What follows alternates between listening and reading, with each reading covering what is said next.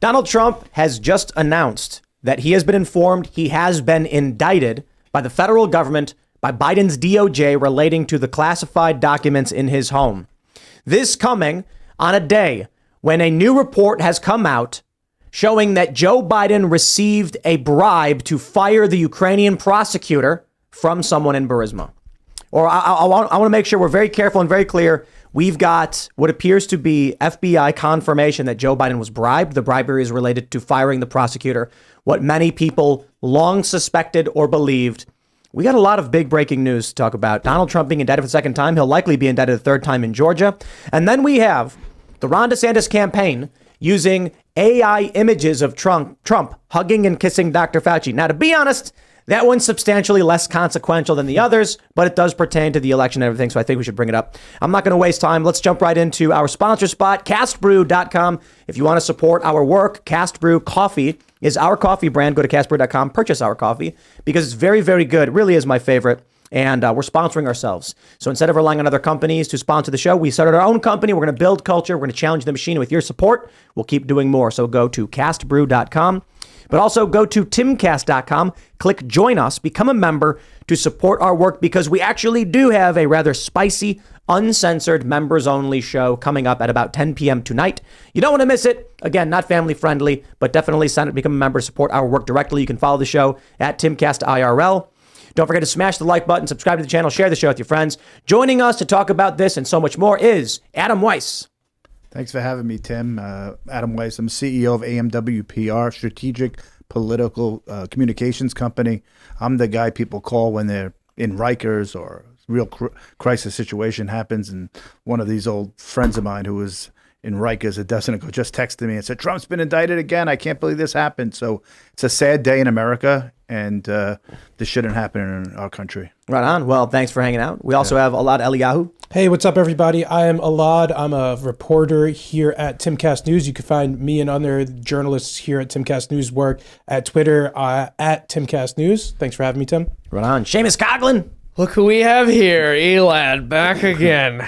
I'm Seamus. I'm really excited for tonight's show. I actually think it's going to be a fun time, and I run a YouTube channel called Freedom Tunes. We released a video today that's doing pretty well. The audience is really seeming to enjoy it, engage with it. So I would suggest you guys check it out. We were making fun of the new Little Mermaid reboot, as well as other reboots that do the obnoxious race swapping thing and then get upset with people for noticing.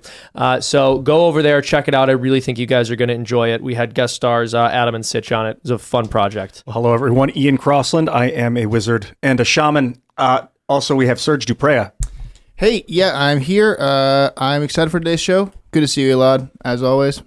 Let's do it. All right, we have this from Truth Social. Donald Trump has posted saying, the corrupt Biden administration has informed my attorneys that I have been indicted, seemingly over the boxes hoax.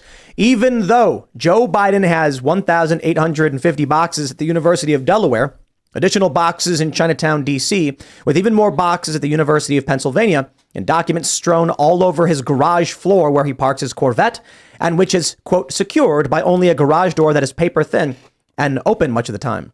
He continues, I have been summoned to appear at the federal courthouse in Miami on Tuesday at 3 p.m.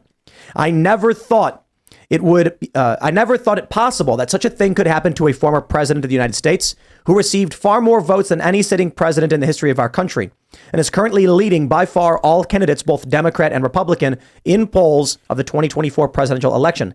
I am an innocent man. This is indeed a dark day for the United States of America. We are a country in serious and rapid decline, but together we will make America great again.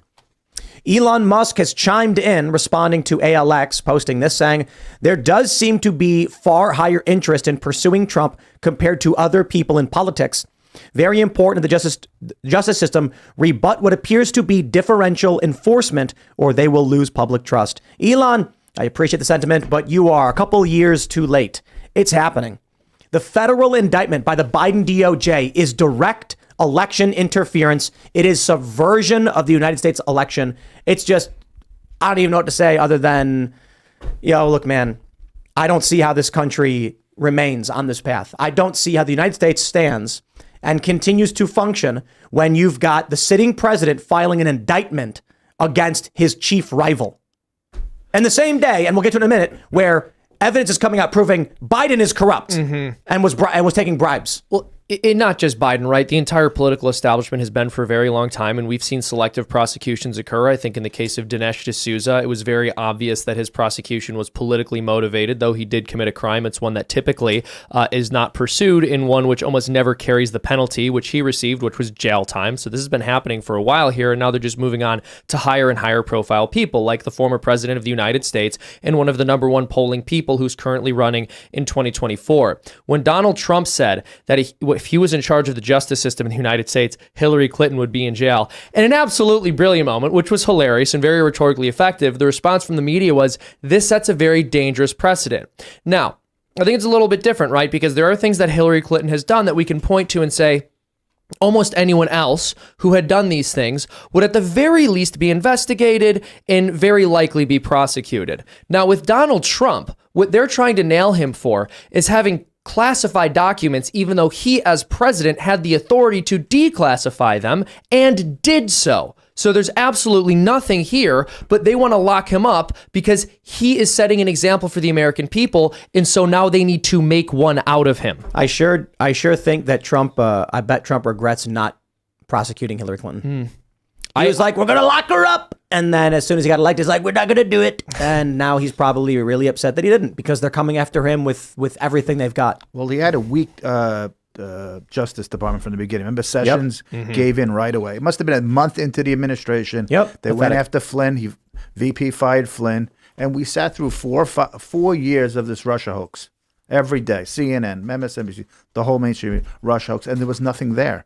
But Jeff Sessions appointed a special prosecutor right off the bat, and we have to live with that. You think Merrick Garland will appoint a special prosecutor to look into Joe Biden's $5 billion?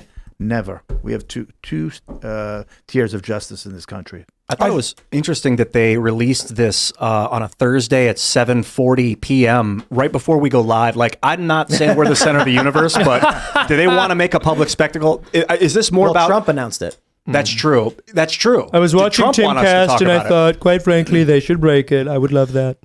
Let's see if we can get him on the phone. That'd be amazing. If they want to make a public spectacle, is the goal here to humiliate Donald Trump, or is the goal to put him in jail? Both. Yes. I think context here is very important. So Donald Trump will be the first former president who's ever been indicted on something. This is the second time he's going to be indicted. So first in New York City, the Manhattan District Attorney was working with the grand jury to indict Trump for these so-called hush money payments to Stormy Daniels. Now we have the Department of Justice looking into these classified documents. The second indictment that's ever come up. Also, there's, I think, potentially a third indictment that's going to come from Georgia surrounding efforts to potentially with what he said, with they're saying looking for votes with that whole scandal. There's also another civil suit against the Trump organization about lying to lenders and insurers about his assets.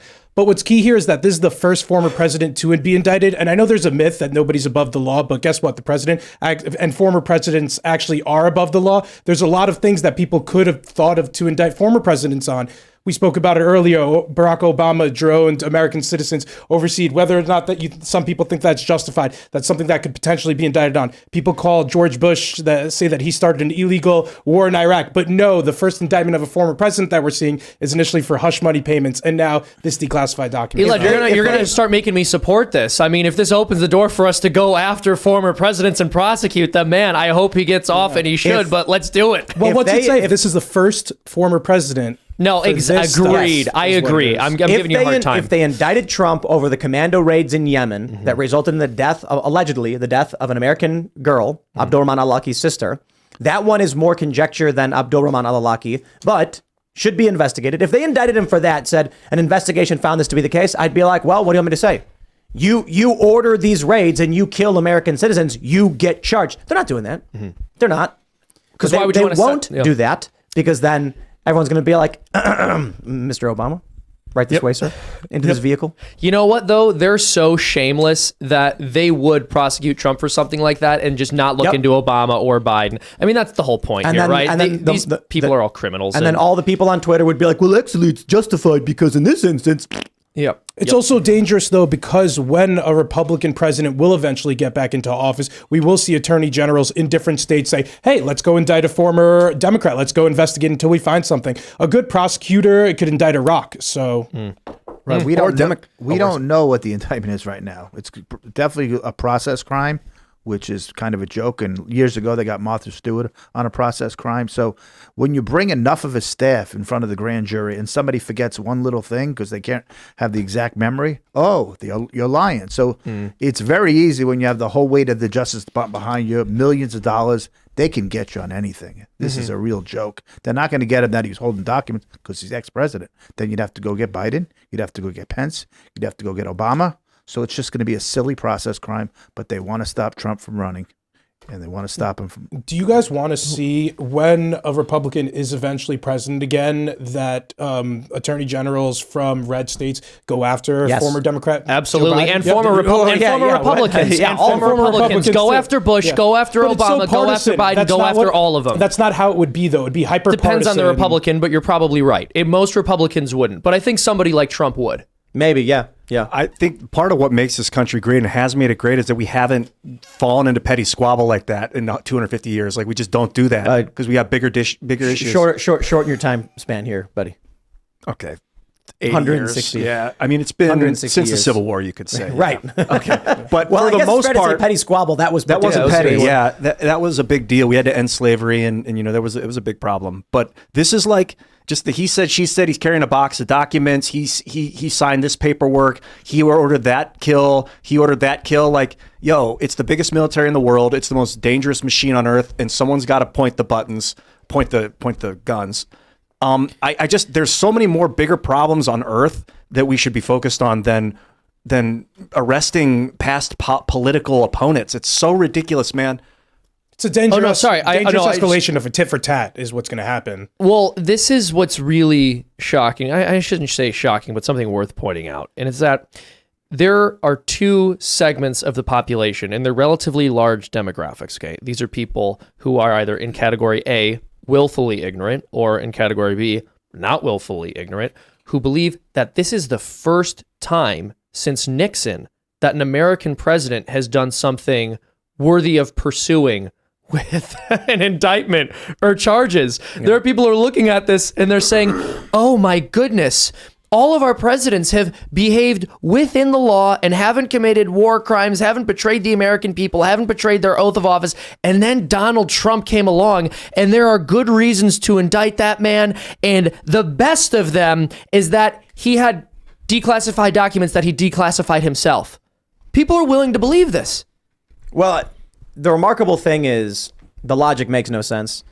If Trump can't declassify anything at any time, then he's literally not the authority of this country to have conversations pertaining to war. Mm-hmm. How can you be the commander in chief of the armed forces? And then this is the example I gave last time. It's like you meet with Vladimir Putin and he's like, you know, I want you to move these missiles out of this territory. What missiles? Yeah. Okay, we know the U.S. has missiles here. You move them, otherwise it's war. I'm sorry, I can't confirm or deny. I don't have the authority. Biden probably does say what missiles, though, to be fair. He's like, what are you talking about, man? I don't know what you mean. What? Who got missiles? He gets on the phone. He's like, are there missiles in Ukraine? There are. Oh, man. You think the implication... And then he gets off the line. He's like, I don't know if there's missiles there. Do you think that the implication is that Donald Trump didn't declassify the documents before he took them? There's no process for it. Oh, okay. The president has plenary declassification powers. He can literally just be like, these are no longer classified. So I had them on me, therefore they're not classified anymore. He did say they were declassified. But they're like arguing there's some kind of formal process by which the president does not needs to get approval from someone else. Mm-hmm. But they're not going after him on this. Apparently, the report is that they're charging him with losing possession of classified documents or something like that, or of sensitive national security documents. So they're actually trying to avoid the question of whether or not he classified or declassified by saying it's a totally different law. Now, losing control of secured documents is something Hillary Clinton did when she would forward all that stuff to Jake Sullivan. Like out of her 30,000 emails or whatever she had, I should have one that I could pull up right now that was legitimate national security risk.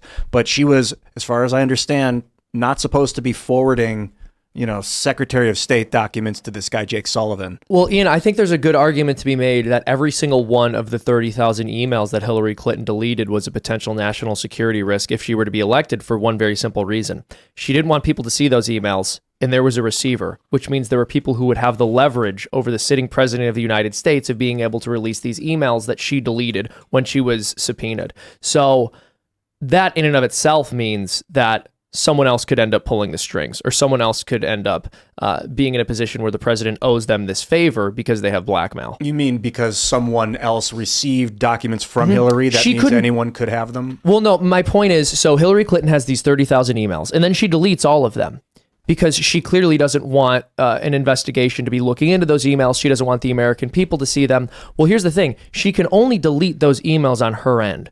She can't go into the inbox of every person who received one of those emails and then delete it, which means there are people who had the emails that she didn't want the public to see, which means those people have dirt on her, have, quote unquote, information that could lead to the arrest of Hillary Clinton. And for as much as we joke about what happens to those people, and for as much as I've said, I think the real black pill is that no amount of information will lead to the arrest of Hillary Clinton. The fact is, it is a massive liability for the president of the United States to have information out there that people can blackmail them with. I think so. Sending it on a BlackBerry. CNN's reporting that is 7 counts in the indictment, according to sources. They came in for the first one at like 31 counts, I think, of that first indictment, and there was like. But this is the same count it was like one problem, and because the one problem was, in 30 different emails, they were like, it's 30 different counts. That's what they do.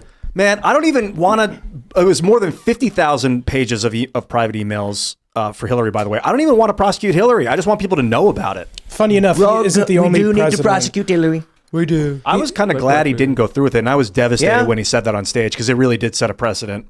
I thought it was he's not the only. I said Trump's not the only president with classified document problems, because Joe Biden's also under investigation right now for something similar, the mishandling of classified documents. So maybe we should speed up that investigation too. Well, and I would take it a step further, because a VP can't declassify, and neither can a senator, right? He's the president now, but there's reason to believe that he stored these while he was VP or while he was a senator. But I'm sorry, continue. But going back to what Hillary, it was only James Comey, that brilliant FBI director we had at the time, sat in front of, had a major press conference, said she did 10 things wrong, but I'm not going to pursue her. Could you imagine Merrick Garland or Jack Smith saying, well, Trump did 10 things wrong, but we're not going to go after him? Never. So again. Well, ladies and gentlemen, we do have more news because it's a heck of a day in this country. I just want to mention one thing. No, yeah, it was the documents were specifically discovered in a place that he was using before the start of the 2020 campaign, right? So these documents Biden had to have been collected while he was either VP or in the Senate. In either case, he could not declassify. Or not in office at all. I mean, if he got him in 2017, he wasn't even serving in any capacity at that point. So Joe Biden is actually, at the same time as Trump is being indicted, Joe Biden is being implicated in a bribery scheme, which it's expanding. We've known about it. Fox News reports Joe Biden allegedly paid $5 million by Burisma executive as part of a bribery scheme, according to FBI document.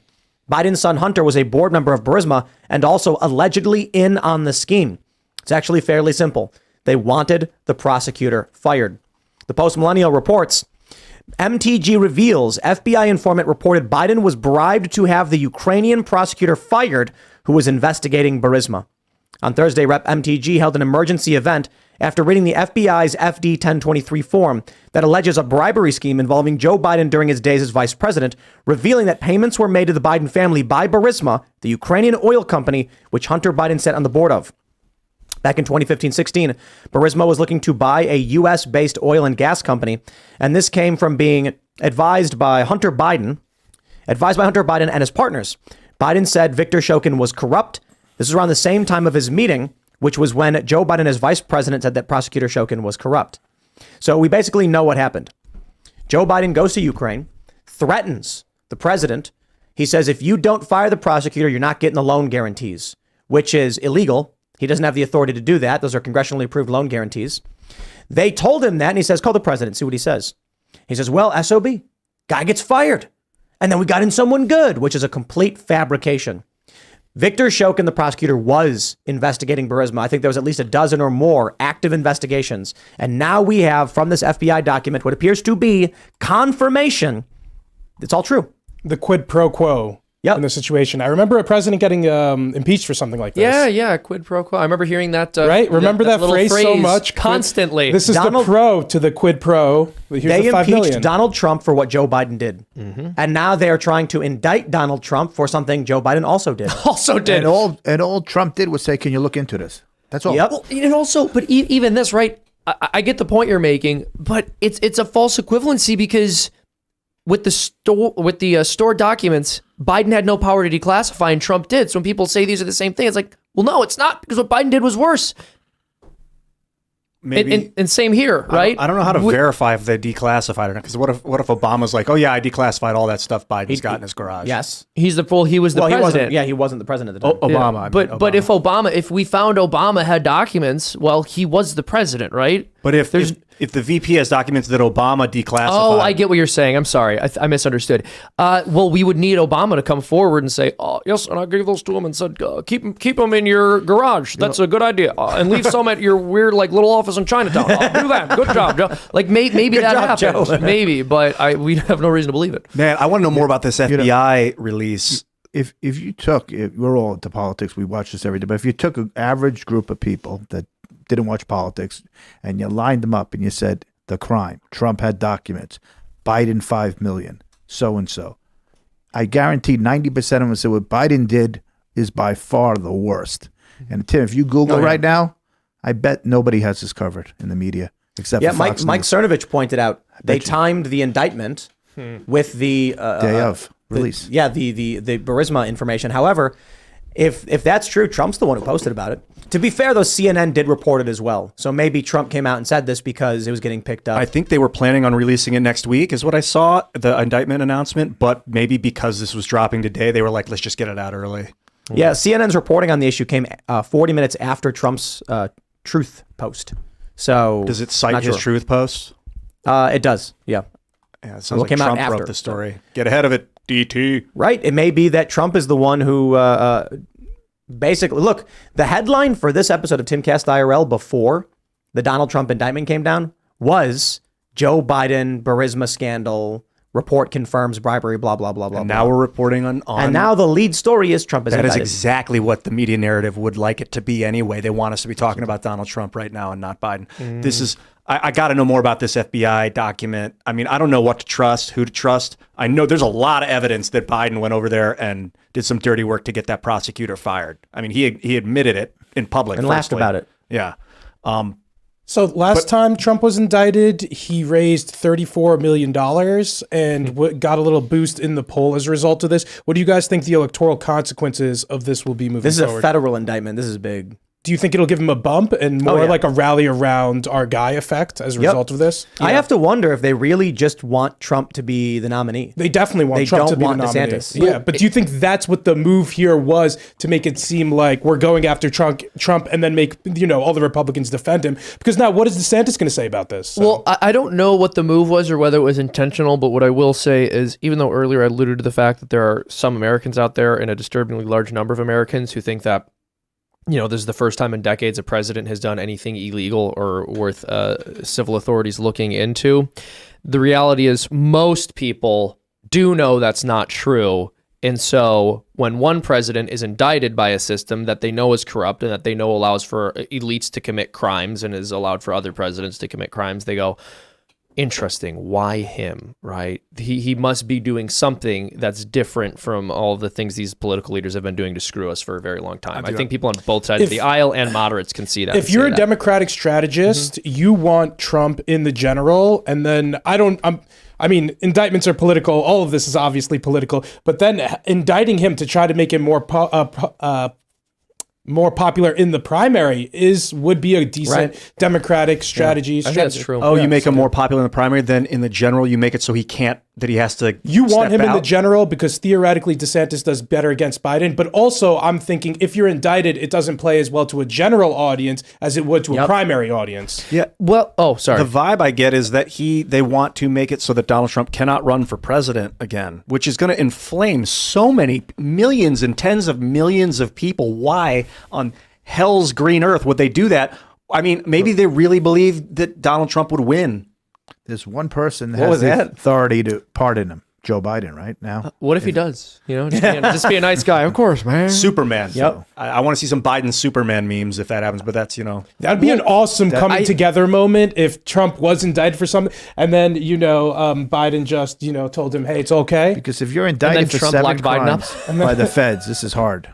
This is really hard to get out of. Yeah, because then Biden can be like, make America great again to Trump, and Trump's like, I will. Let's put this partisanship behind us. We don't need to indict Trump. Let's just drop it now. Let's move forward. But the thing is, look, it's right? almost not partisanship because there are a lot of Republicans they would never do this to. We have, but look what's happening right now. We have news.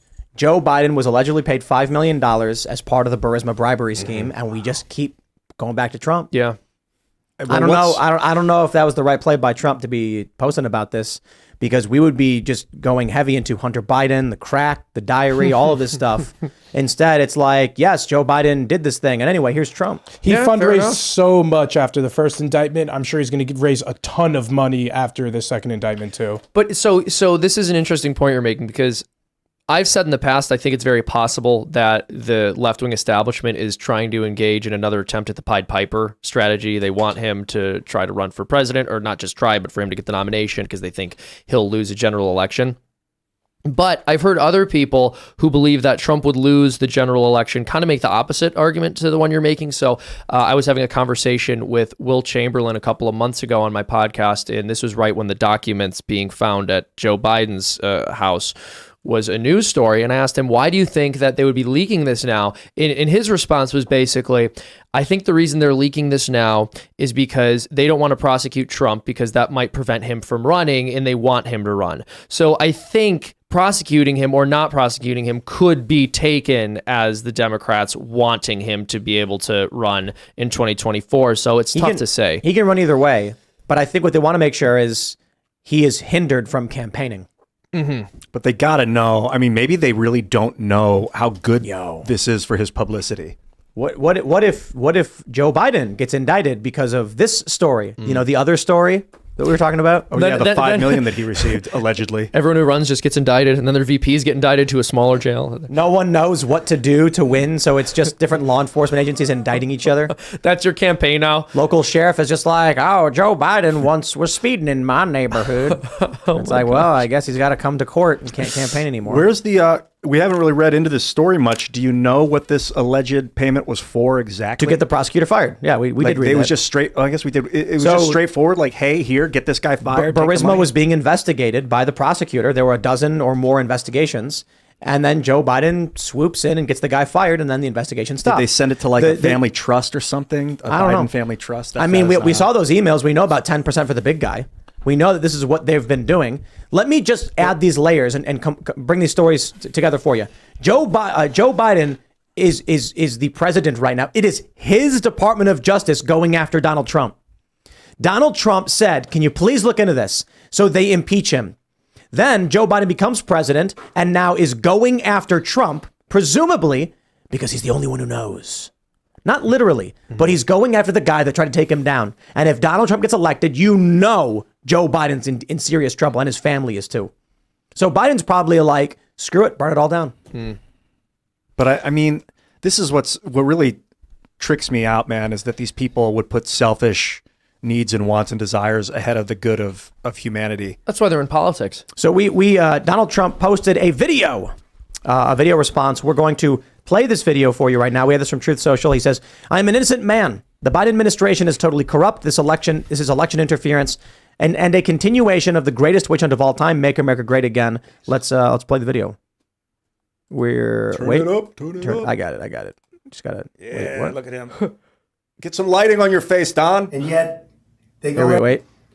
Very sadly, we're a nation in decline, and yet they go after a popular president, a president that got more votes than any sitting president in the history of our country, by far, and did much better the second time in the election than the first.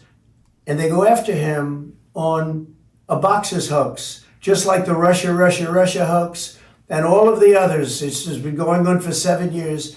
They can't stop because it's election interference at the highest level. There's never been anything like what's happened. I'm an innocent man. I'm an innocent person.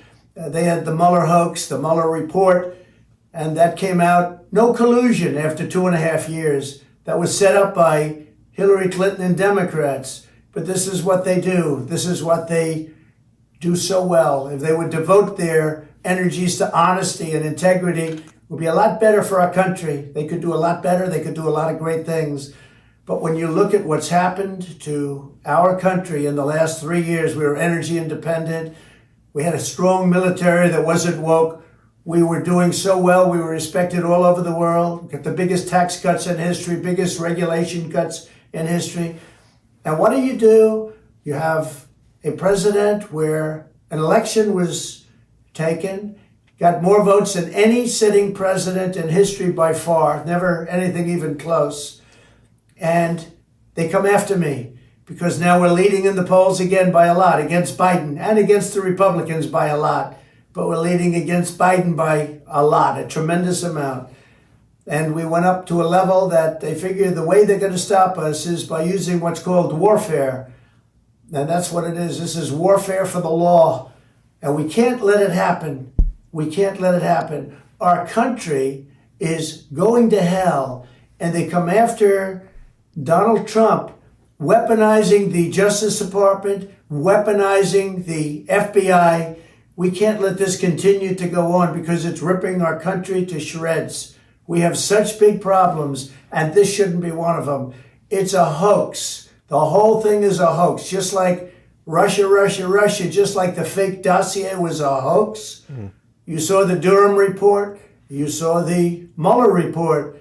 It was all a big hoax. You had 2 impeachments, and they lost, and we won. And we had tremendous support. But that was a hoax and a scam. And now they're doing it again. It's just a continuation, 7 years, even after I'm out. But it's called election interference. They're trying to destroy a reputation so they can win an election. That's just as bad as doing any of the other things that have been done over the last number of years, and especially during the 2020 election. So I just want to tell you, I'm an innocent man. I did nothing wrong.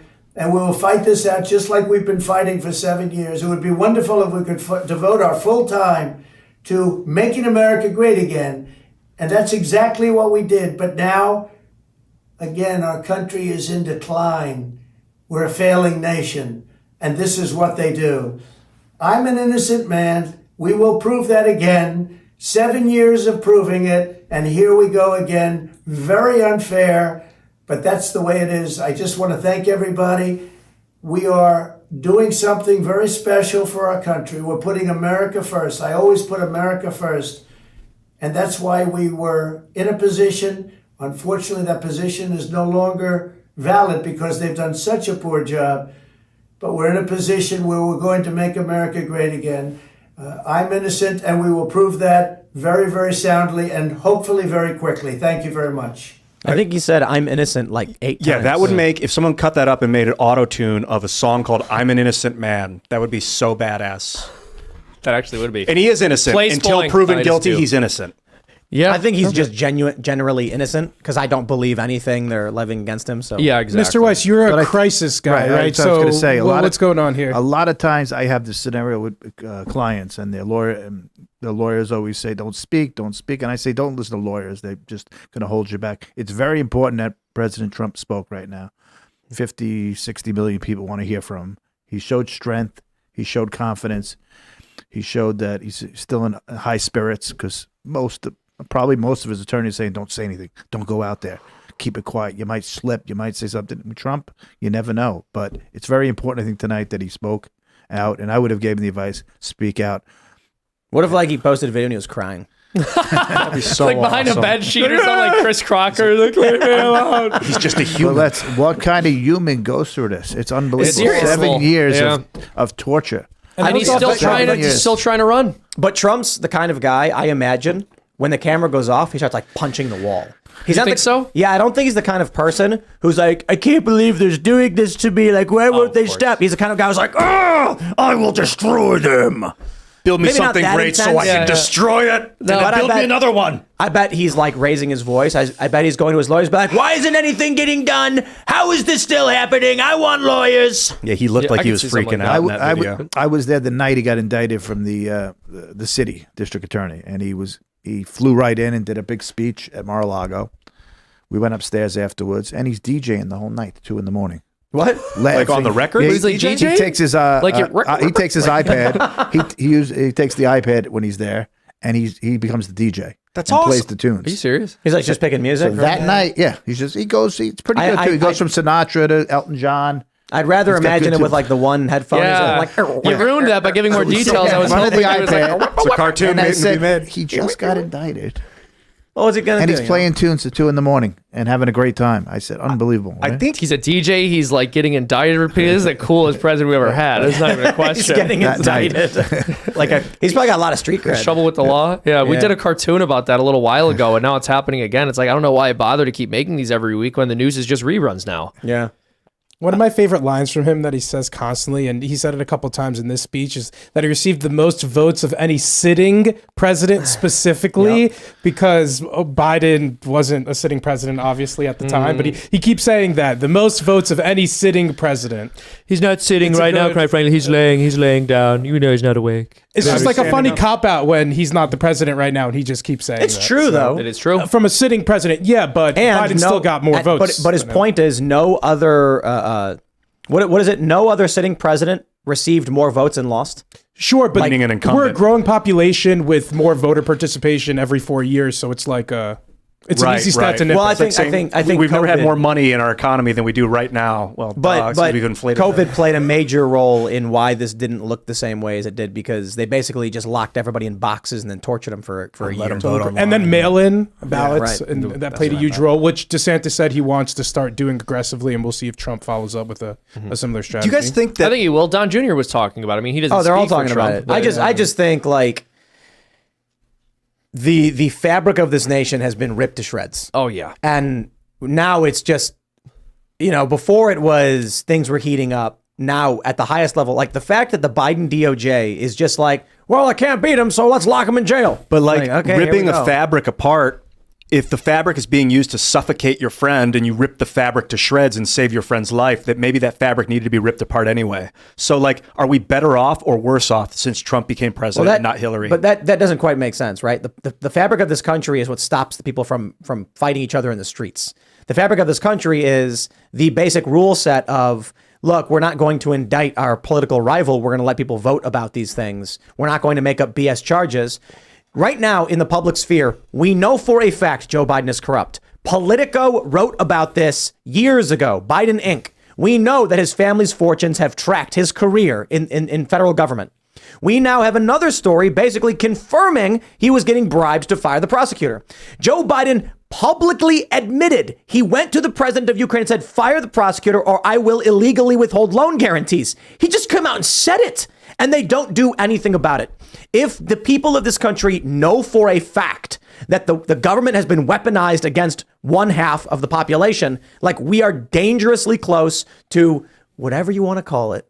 Ian, Oh I boy. think the metaphor you were looking for, Ian, was like a fracture doesn't heal fully, but you need to break the arm completely for it to heal fully. Not that I agree with. Wait, what? If that's what Yeah, should some happen. but breaks, if if you your don't- bone is fractured, then it doesn't heal completely. But if it breaks completely, then it does properly heal. That's a bad metaphor for what I think should happen in the nation. But I think that's a cleaner metaphor for what you were looking for. clean break. Biden is so fascinating to me. He's this, he's like, for as much as people say this about Trump, Biden is this character study in the hubris of man because he's so late in his life and he's putting such little emphasis on his soul and so much emphasis on money and being corrupt in About order the- to you're enrich saying that himself about and his the family. first Catholic about Joe president? Biden, he's firstly Kennedy. If Oh, we're, if I'm we're, if we're sorry. including fake Catholics, Kennedy was a fake Catholic president before Joe Biden.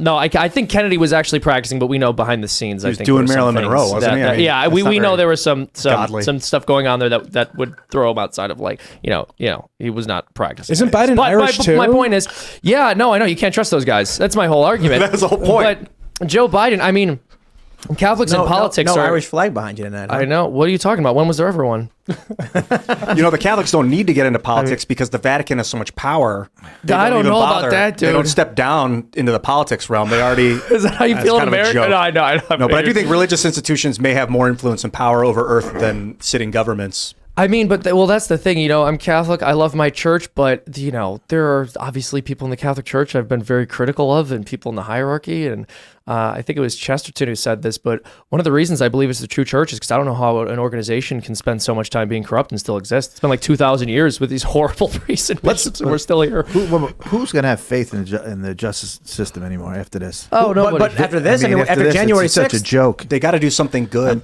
I mean, For me to regain faith in them, they'd have to do something. we have really videos of Hunter Biden that you can't show even an 18-year-old. Agreed, but you know what? You know what I'll say is that at this point we've become so tribal that credibility is irrelevant. Right. People are going to side with their team even if they know they're lying. Let's talk dirty politics. We have this story from Timcast.com. DeSantis campaign uses AI-generated deepfake images of Trump embracing Fauci in new ad. Kissing him? Yes, he is. Trump bridge is of his nose? hugging and kissing. And I also want to point And out, then they kissed. look at Trump's, see his hand right here? Look at Trump's 7-foot-long arm. He's embracing Fauci, and his arm goes all the way around Fauci. Like, just think about how long his left arm is and how he's holding Fauci, and then how his other arm wraps all the way around. Yeah, it's clearly a deep fake. And so this is the DeSantis war room. They ran an ad that says Donald Trump became a household name by firing countless people on television. But when it came to Fauci, in the video, they run this image. It says real life Trump, and the top left, the bottom middle, and bottom right are AI generated images of Trump hugging and kissing Dr. Fauci. Wow. Now look, people thought this was real. This video, I believe, it's from what is it from? June 5th. I think the original post is actually a few days before, but let's just say June 5th, because that's the date listed on Twitter. Nobody noticed anything until today. I saw people posting saying, hey, wait a minute. The DeSantis campaign generated fake images to smear Donald Trump as favoring Dr. Fauci. You don't need to smear Trump. He wouldn't fire the guy. He says he couldn't, Schedule F. That I understand. But he very much let Dr. Fauci do his thing during COVID. The fact that they went this far, they opened the gates. Look, we're talking about indictments. We're talking about the DOJ. Welcome to modern politics. They're going to start generating fake AI images of you doing something to smear you. And this is a serious ad meant to make people believe Donald Trump actually was good friends with Fauci. Oh my gosh, they should have a disclaimer that that's fake, because a cartoon you would know. No, they're defending it. They're doubling down. All the DeSantis supporters are doubling down hardcore, saying we are allowed to do this because Donald Trump once posted a picture of Ron DeSantis riding a rhinoceros. Which everyone thought was real, of course, at the time. And people didn't want to vote for DeSantis because of the animal cruelty. Here's a picture of Ron on a rhinoceros, and the response I got was, "Hey Tim, what dis?" Because I said the intentional act of making a fake image, putting it in a collage to trick people into thinking that Trump was liked Dr. Fauci is 1,000,000 times different from Trump insulting Ron DeSantis. Also, and there's context to those photographs too, which you mentioned. It's in a collage of other photographs, but they're talking about Trump being too soft on Fauci. And it says real life Trump on it. And Trump was not making any specific claim about, firstly, it's poorly photoshopped. It's obviously a joke. But secondly, Trump was not making like a claim about DeSantis riding rhinos. So everybody responded to me saying, why aren't you disavowing Donald Trump for his use of deepfakes? And I said, what use? And they post that. And I'm like, that's a Photoshop of Ron on a rhinoceros. Are you joking? And you know it's fake. He has a suit on. Well, right. They're like, these deepfakes the one are my favorite Putin riding a bear. At least and they said, he had a shirt on. They said Donald Trump posted a fake AI Twitter space. And I said, you mean with the devil and Hitler? So here's what I tweeted. I said, you know what? They're all mad. I say, I hereby disavow Trump for posting a video of the devil and Hitler in a chat room making fun of DeSantis. Many DeSantis supporters thought it was real and it was wrong for Trump to post it. Then when this guy tweets at me, what about this picture? And it's Trump it's Ron DeSantis riding a rhinoceros. I said, I hereby once again disavow Donald J. Trump. He posted a picture of Ron DeSantis riding a rhinoceros, and many DeSantis supporters thought it was real. It was wrong of Trump to mislead these people in this way, and Trump must apologize for confusing DeSantis supporters with this image, and the dude deleted it. The argument that you can make fake news, fake images to trick people is in no way the same as Trump being a dick. And then people are like, how come, what about Alex Brusewitz? He posts memes. Yes. There was an image of George Soros in the background somewhere, and then he posted something. This is another thing they're criticizing him for, where he said, apparently this wasn't George Soros, but I have to wonder. And it's like, okay. And then other people, random people online who are not Donald Trump and associated with his campaign, posted photoshopped images of like Christina Pushaw and other people in the DeSantis camp. There is a big difference between Ron DeSantis's official campaign, his staff producing fake images to trick people into thinking Trump did a thing he did not do, and Trump posting a picture of Ron on a rhinoceros. But I'm sorry, I guess if they really believe that happened, they were like, well, Ron never rode a rhinoceros. Trump's lying. But here's the thing. I'm a highly trained skeptic. So when I saw that picture of Ron on a rhinoceros, I didn't think it was real, but I thought, man, this deepfake technology is getting way too convincing. That's right. This is clearly Ron DeSantis on a rhino. I'm sorry. Like, dude, you can, by all means, criticize any Trump supporter for posting fake information 100%. But the idea that because some people associated with Trump posted questionable things they found on the internet justifies the intentional act of posting deepfakes to lie about Donald Trump. It's laughably absurd. Sorry. Have a nice day. I was saying before that I was like, you know, I really like DeSantis. He does great in Florida. He's given us everything he's wanted. His charisma's not there. I'm leaning towards Trump simply because Trump's likely to fire all these people. Now, there is absolutely no way I will support Ron DeSantis unless he comes out explicitly disavowing the use of deep fakes to manipulate people. I think that probably these strategists, he has all this money, sense. How do we go? Let's keep on this Fauci crusade, that he was so close to Fauci, wouldn't fire him. And maybe the pictures didn't have that hug. So let's just shove in the hug, right? Let's just add these 2 extra pictures.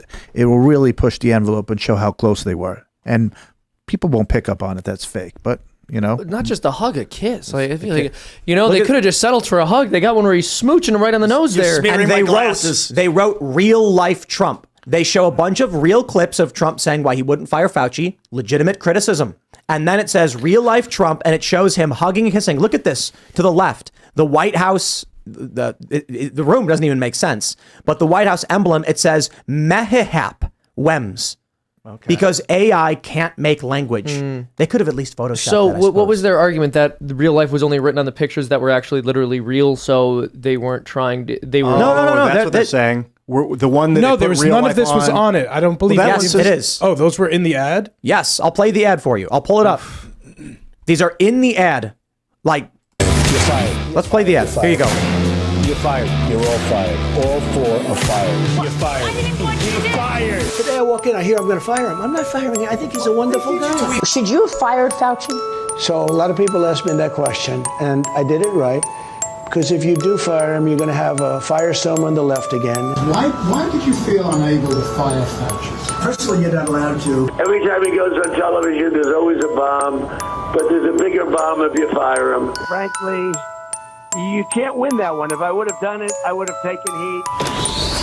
All right, I'm going to say when it said real life Trump on a picture of him hugging Fauci that isn't real, Trump has grounds to sue. Yes. Yep. Well, absolutely. Look at this. It's in the video.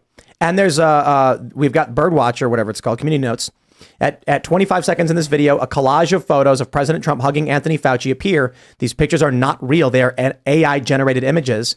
And it says real life Trump. I think that whilst quoting Trump, fake, fake, fake. DeSantis campaign should get ahead of this and be like, these were deep fakes before they get sued into oblivion. Dude, there's no debate anymore. You're right. There's no debate. Any now debate Ron DeSantis tries to have with Trump, Trump wins instantly. He's going to say, Ron is going to be like, Donald Trump wouldn't fire Dr. Fauci. And Trump's going to be like, fake news. He made fake photos and ran those. Here it is. And said they were real. Well, That undermines, and I've been very clear about where I stand on Trump versus DeSantis, but I will say that undermines one of the good points that DeSantis actually does have about Trump. That undermines one of the good arguments against Trump, even though I support him, to say, yeah, he didn't fire Fauci. That was a serious flaw. He should have, is something that is credible and it's powerful. And to completely undermine that by having an ad-generated picture of him kissing Fauci on the nose while he hugs him, just And writing totally real life destroys. Trump. Yeah. Hey, Weiss, Yeah. what would your crisis response team be to something like this? Double down or what? To DeSantis, how should his response be? He probably should disavow, or if he fired somebody that created this, then it would. He's got to fire the top. Blame somebody else. Fire Find a somebody else. subordinate, say this If was you their idea, I purposely didn't put up approve. fake photos in an ad. It's not just putting up a meme on Twitter. It's different, right? You had to go through a whole process. Let's make the ad. Let's make the scoop. What do you put here? Put the photo. And somebody said, let's put 2 fake photos of Trump. 3. And DeSantis has to know about that. They had to bring him the ad at the end. Yeah, what I noticed didn't happen It's possible is that DeSantis didn't go, I'm Ron DeSantis and I approve this message. They used to have to do that or would do that in commercials. It's possible, Could even be if his Ron, PAC. Could be the PAC? No, this is DeSantis' worm. It was according to multiple reports, Christina Pashaw, who is employed directly by DeSantis, made this account. I don't know who made the video, but it's possible DeSantis saw the video, and it's a 40-second video, and he looks at it and he's like, it's great, run it. Not realizing they put deep fakes in it. Yeah. But I think if they try and pull we didn't know, and so we're going to hire John Herbowitz, he was the one who did it, I will not be satisfied. I'm like, I don't know who that is. You can't come to me and say underling is at fault. Nah, sorry. Look, man, we knew this was coming. We've warned about it. It's one thing, and it's bad enough that they cut Trump out of context and lie about him. It is also bad enough that there are people who support Trump that make fake things and then they get shared by people in the Trump camp, like in like the Trump circle and things like that. But to intentionally run an ad with fake images to smear your political opponent is crossing the line directly, and it opens the door to a very dark future. That's why it's like, hey, we knew someone was going to do it. Ron DeSantis said he was going to lead out. But man, it says that this is real. On it that says picture, real life Trump with a picture of him that is not real life Trump. So, good God, what did you guys do? This really opens up the floodgates for RFK to do to ads against Biden, right? We were talking about this before the show, and I was just saying, I can't imagine Trump's going to run ads. Trump is going to make an ad, and it's going to be like some woman. PACs are going to do this. So you're going to hear a woman go, Ron DeSantis' campaign is making fake images of Trump to smear him. Don't trust dishonest Ron. They're going to be running that like crazy. And there'll be like an AI image of a serpent with Ron's head on it and stuff like that. All these wild deep fakes. And it's going to say real life Ron on the picture of the serpent. Real life Ron. That should be his nickname for Ron. But anything now that Ron DeSantis says, Trump can easily be like, are you going to believe him? The guy who makes fake images to win arguments? I don't want to insult Ron, but I get the vibe that like he's just a guy that was in the right place at the right time, that he's not really special. He's not really super smart. He doesn't have the best people around him. And now they want him in the public because they don't like Donald Trump. So like, anyone will do. This guy's establishment. Let's just get him up there. He'll be fine. I disagree. I think that's a little harsh. So I prefer Trump as of now, but also DeSantis is somebody who did stand up to the COVID regime and the lockdown regime, and he pushed back against it, and he did stand up to the media. I do think he's very intelligent. I wouldn't go as far as to say he's just like a mediocre politician like the rest of them. I think he's a step above. Yeah, I do too.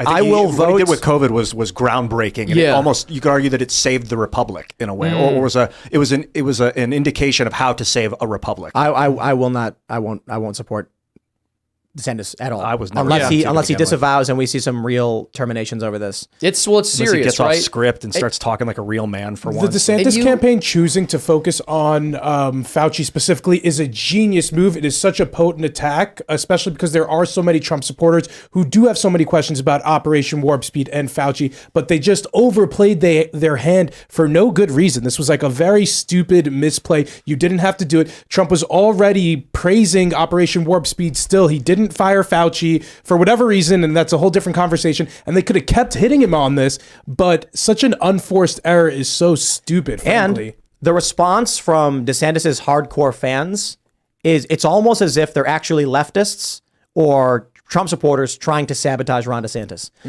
You can't come out and be like, but Trump posted Ron on a rhinoceros. If that's your argument, you're just trying to make DeSantis supporters look really, really dumb. Like there's no argument. Yeah. Literally, the DeSantis camp should come out and be like, these got mixed in. We didn't like. They could say we didn't make these. We saw them. We put it in the ad. It's our mistake. We didn't check. We disavow. we apologize. It'll never happen again. If it's true, I don't want them lying to people. If I'm saying that's their best out in my opinion. But it could be like the guy that created this. It was an oversight on my part. I didn't realize the amount of damage it could do to the political process, and he's fired. And I'm not going to ever do this again. We should say if a deepfake is a deepfake. But you don't know the person they're firing actually did it. True. That's what I was saying. That's what I want. They're going to say some random name. They're going to say, Ian Coughlin is the guy who did it, so he's fired. And then Ian Coughlin's going to be like, I just work in the mailroom. And it doesn't matter. They stick a name to it and they say, we're good. Well, I want him to be honest about it. I want him to honestly take the person to task that created this and thought it was a good idea.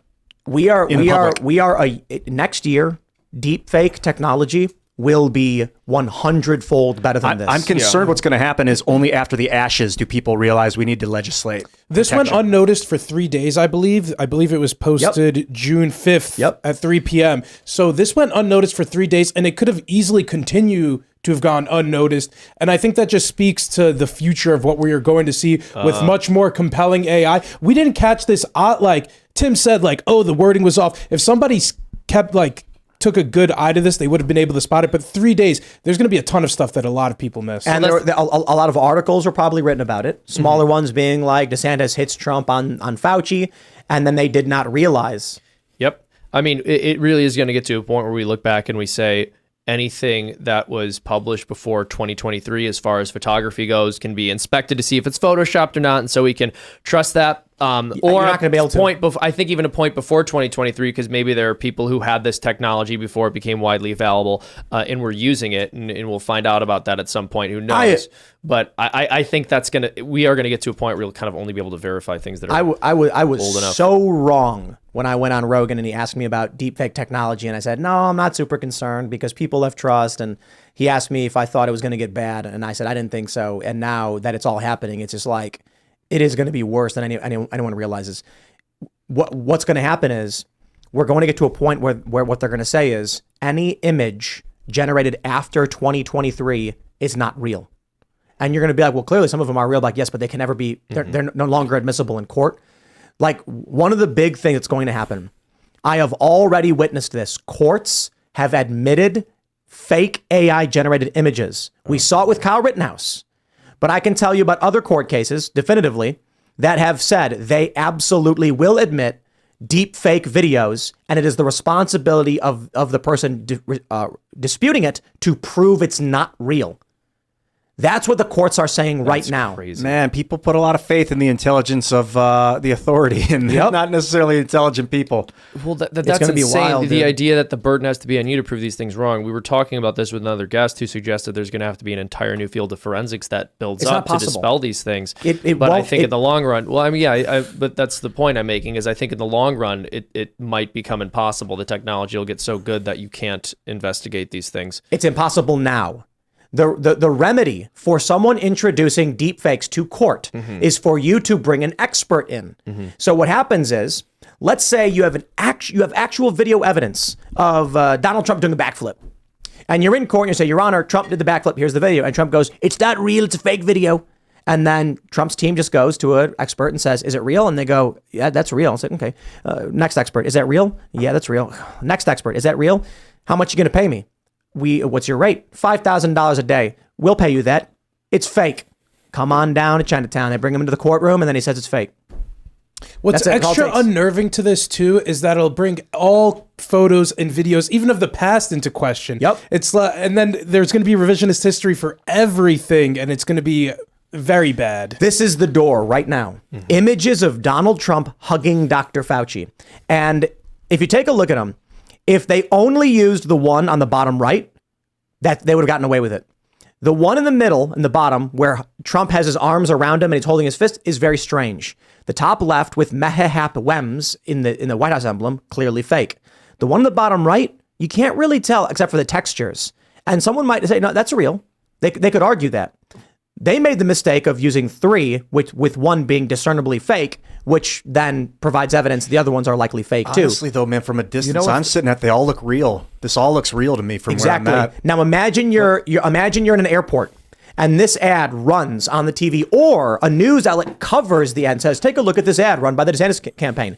And then you see on a grainy television far away, Trump hugging DeSantis. That's the point. Hugging DeSantis. Now we're talking. Hugging Fauci. Hugging DeSantis' campaign releases an ad. Forgiveness. Donald Trump endorses us. He wants you to vote for us instead. I would kiss him on the nose. They put Trump's Dude, that got voice real in dark, the AI Seamus. generator. That could be like people. Are you allowed to make claims about what other people said and did that they didn't do? That's where we're going. But it's been 2 years. I don't get. Did they have some kind of polling? We don't have these.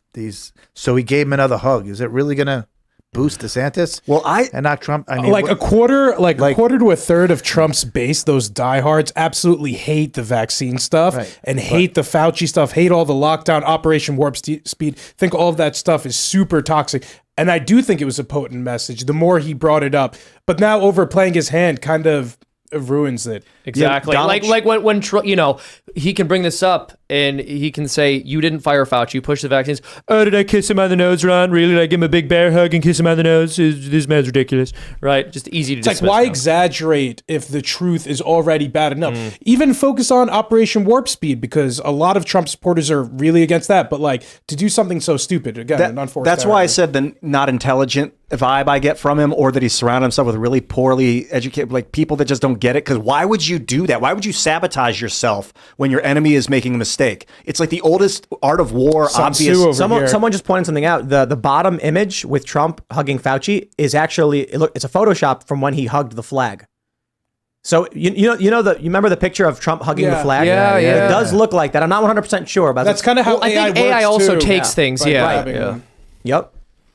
So where this goes, we are going to video and photos.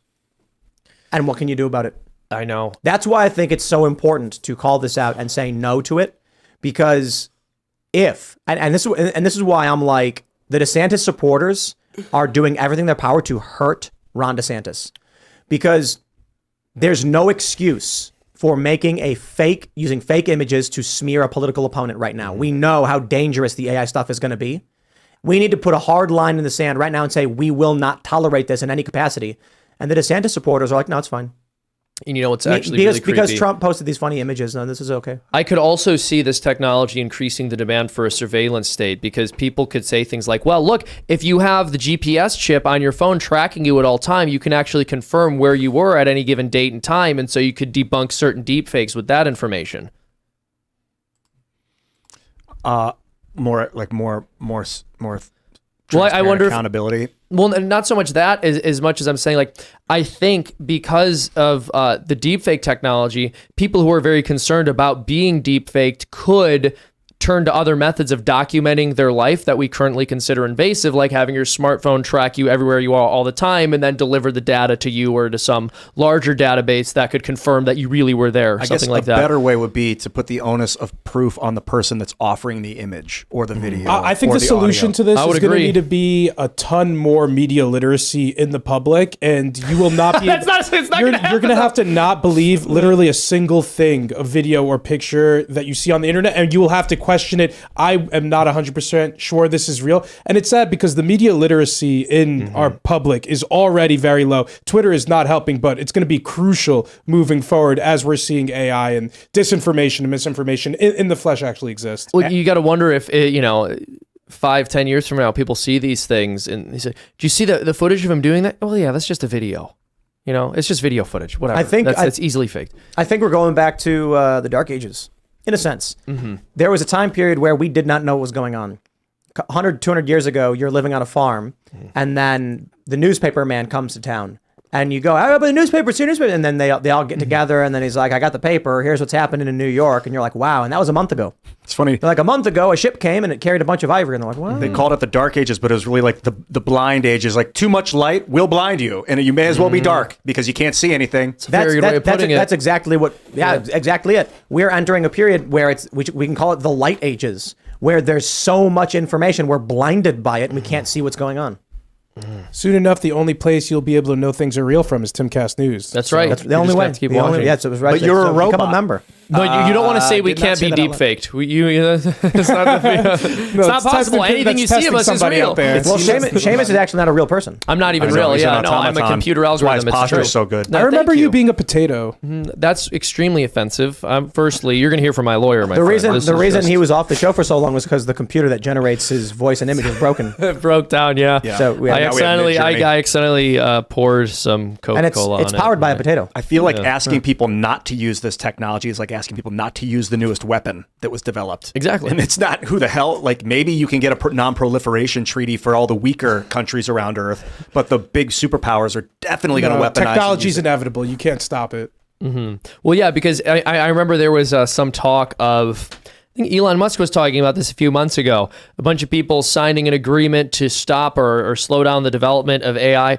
Okay, well, let's see if China agrees to that. Let's see if Russia agrees to that. Let's see if like any other technological power is willing to hold off on the development of this unbelievably profitable and powerful technology. Yeah, let's see if OpenAI agrees to it. A decade ago, we were having the same conversation about genetic engineering and like how we should stop researching it, and then but nobody across the world was going to get on board with that. And I don't believe the solution is trying to stop the advancement of the technology. You think you just use it better than anyone else? Well, if we stop doing it, China's not going to stop. Exactly. So we need to figure out the correct way to use it. And like in the genetic engineering conversation is like finding the right way to attack and defend against diseases that are potentially made in the future.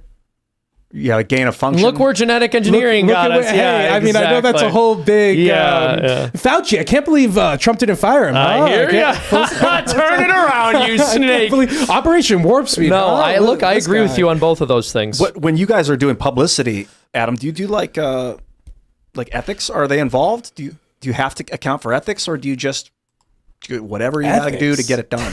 Like, is it about winning, or is it about doing what's course. right? Like, how do you play? I mean, you always got to do what's right.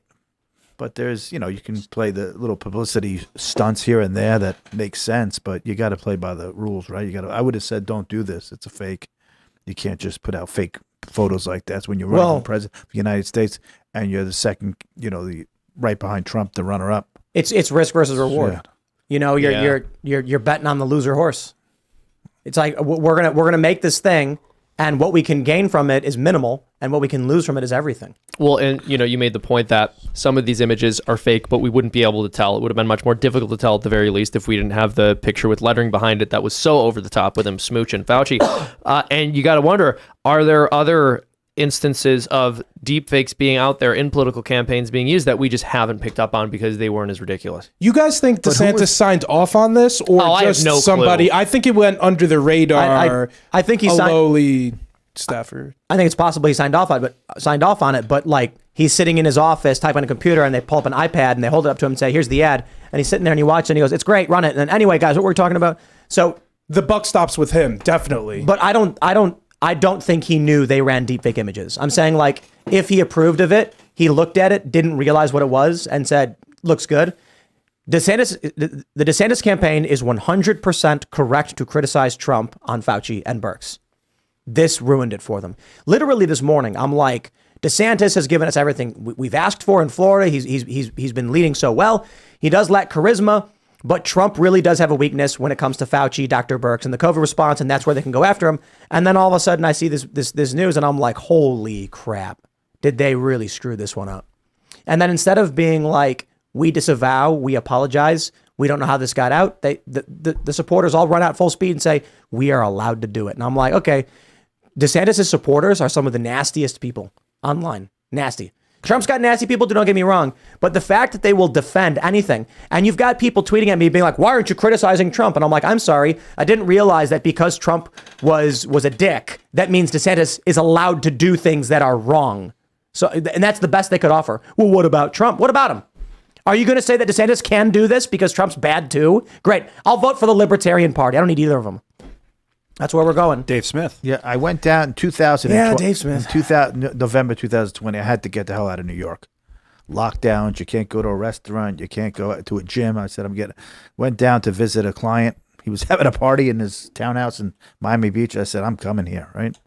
And so DeSantis did a great job for 2 years. I even went to a fundraiser that Trump did for him. His It was about in September of 2020. So, and Trump, and then I was trying to be charismatic with DeSantis, but it's very hard. He doesn't nowhere near the personality Trump has. And it was stuck out to me. I said, I just got down here. I had to get out of New York, and I couldn't get any personality out of him.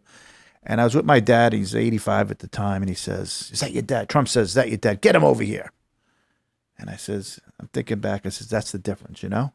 Trump's personality, he knows what's in a room and he can work a room. It doesn't matter. But DeSantis, I don't think this was his time. You really shouldn't have went. Someone super chatted us and said that Donald Trump is actually a DJ. He's DJ Trump. Yeah. Literally.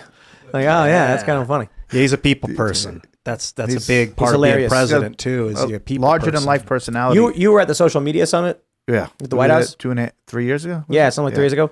Trump was doing a stand-up routine. Yeah. It was we're sitting there, and I'm like, I have no idea what this is. I thought it was going to be like a round table with a small group of people. Yeah, so did I. And then we sit down, there's chairs lining up in front of a podium, and Trump just does stand-up. And we were all laughing our asses off. And I was like, what the? It's funny. I don't know what's going on, but it's hilarious. I thought we were going to get away with no mudslinging, man. And this is typical Trump because after Trump won, remember he just said, everybody want to come in the garden with me afterwards? He just invited, and he was doing a presser with Attorney General Barr. And then some of the influencers got in with CNN and a couple of the reporters. Oh, that was funny. Yeah, Yeah. there was like a fight broke out or something, right? I think it was Brian. It's the guy who was with the Playboy White House correspondent. Only under Trump. Oh, got into it with Gorka. Gorka got in it with the Playboy. I can't remember his name, but he was the Playboy White House correspondent. Only under Trump that he made all these irrelevant White House correspondents famous. Yeah. Yeah. That they got book deals and everything. That's why they want him back in office. Yeah. That's why they're trying to push these indictments and all that. Seamus is waiting patiently to dive behind you. I don't know. And I think something that you hit spot on is about the lack of charisma from DeSantis. So last week for Timcast News, I covered all of his stops in New Hampshire. He kind of gave the same speech 4 different times, but he really isn't personable, lacks like that natural charisma, and really comes off kind of smug and rigid, or at least that was my impression. I also feel as though he tries to play off as though he's not an elitist, although he still has gone to these prestigious colleges, I believe at least Yale, but maybe also Harvard. So when Ron comes on the show and it's going to be hot, you better look at me in the eyes and be like, not intelligent, huh? And then look at Tim and be like, so no charisma. You better call us on this stuff because this is what the conversation's about. If you're really going to be a better president, then we gotta air it out. Well, look, man. When I brought up the Jazz Jennings thing, the DeSantis, Pashaw, and Redfern started tweeting at me, calling me a grifter and insulting me for simply pointing out that Jazz Jennings lives in Florida and these horrible things are happening. And I was like, why are you yelling at me? Like, what is with these people? they're very defensive over him. His online team. He's got to fire him. These are terrible people. They're destroying his campaign. Yeah, they'll come after you like dogs. If they perceive an attack like that as an attack, although it wasn't. You know what the best thing they could have done would be? Literally say nothing. You know the second best thing they could have done if they had to do something? Say, Tim, we're on it, with a winky emoji. And then I would have been like, oh, look at that. DeSantis campaign knows they're doing something. And they could have done nothing. They could have just posted that and it would have been, that's the end of it. Instead, they decided to go to war and create a conflict that creates negative attention around DeSantis and led to the confirmation that Jazz Jennings received gender surgery in Florida under the rule of Ron DeSantis. Ron DeSantis was governor. Jazz did receive surgery. And so they want to play this game like Ron doesn't have a time machine. Well, now you open the door. And now we know that it was under Ron. So I think you were making that point, Ian, that everything Ron did was safe. Was it just in general? Like, did you say that maybe he was doing things that were like just in line with the acceptable culture war, right? I don't know if I was making that point hard, but I do believe that he's a very play it safe kind of guy, which concerns me that he'll get co-opted by the bureaucracy or already has been.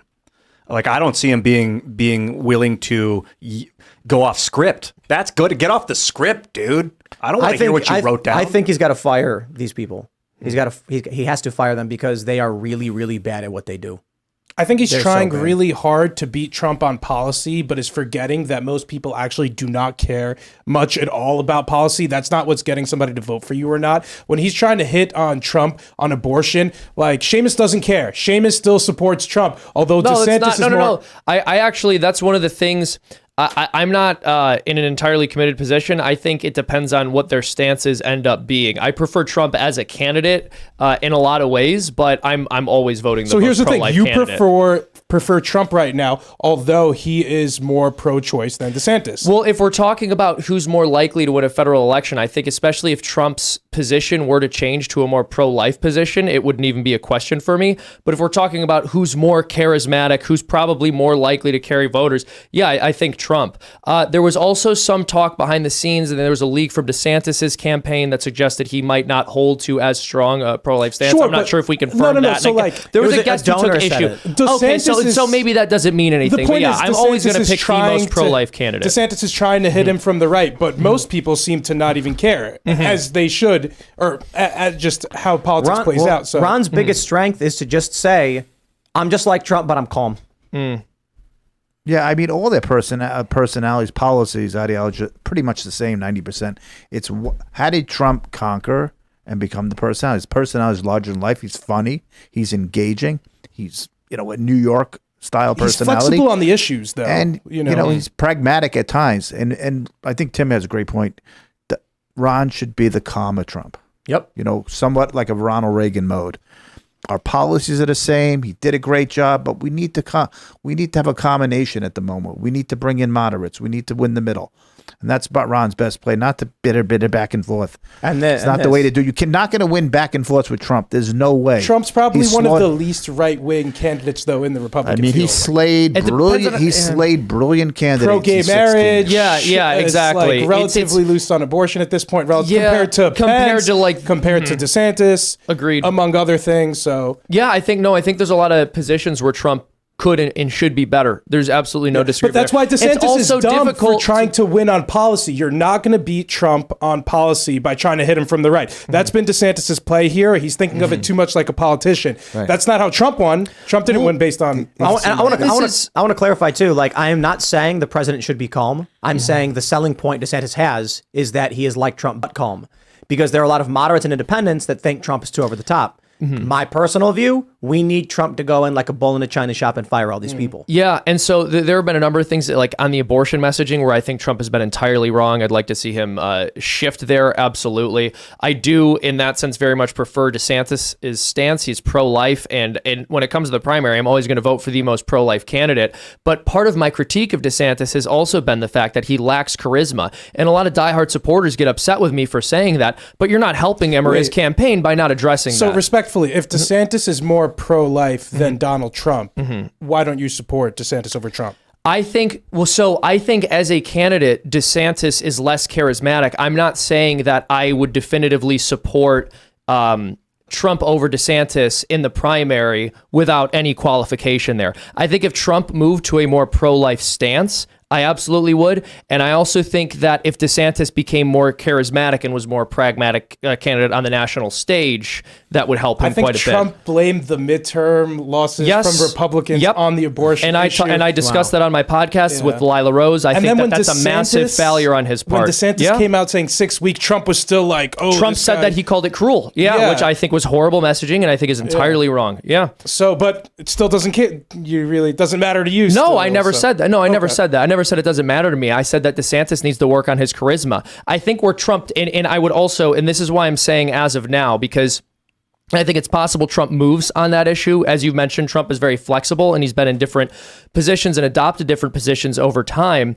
I would say that when it comes to DeSantis building up his charisma, making that statement isn't saying that I'm now a diehard Trump supporter who will never like DeSantis. It's simply saying that I think he needs to fix that problem to be a more palatable candidate. Yeah. That's all. DeSantis will not beat Trump from a policy. Even though he may be better on policy, that's not how he's going to beat him. Oh, no, I agree. Well, and this is the thing. So I was getting into so many arguments with people about this because I was saying, DeSantis needs to work up his charisma. He needs to get better at this. And they were saying, like charisma matters. People should vote on policy. Agreed. People should vote on policy. They're probably not going to, right? They never do. And so and so that's my point where I said this so many times. I think that a stronger DeSantis is better for America overall, regardless who ends up getting the nomination, regardless of who ends up winning. I think it is better for America for both of these men to be as strong as they can be and to be as effective as they can be. And one of the areas where DeSantis lacks effectiveness is his charisma. Yeah, you need a maddeningly, well, you don't need one, but you will benefit severely from a charismatic military commander.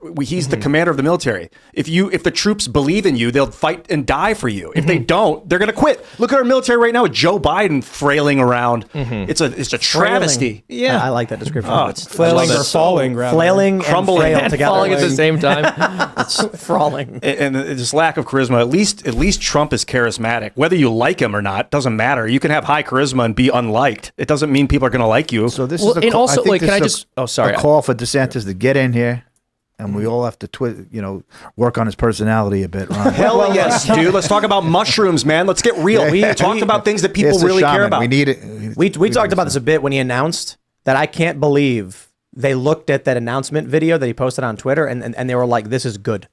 I can't believe they did not have someone at the level they're at.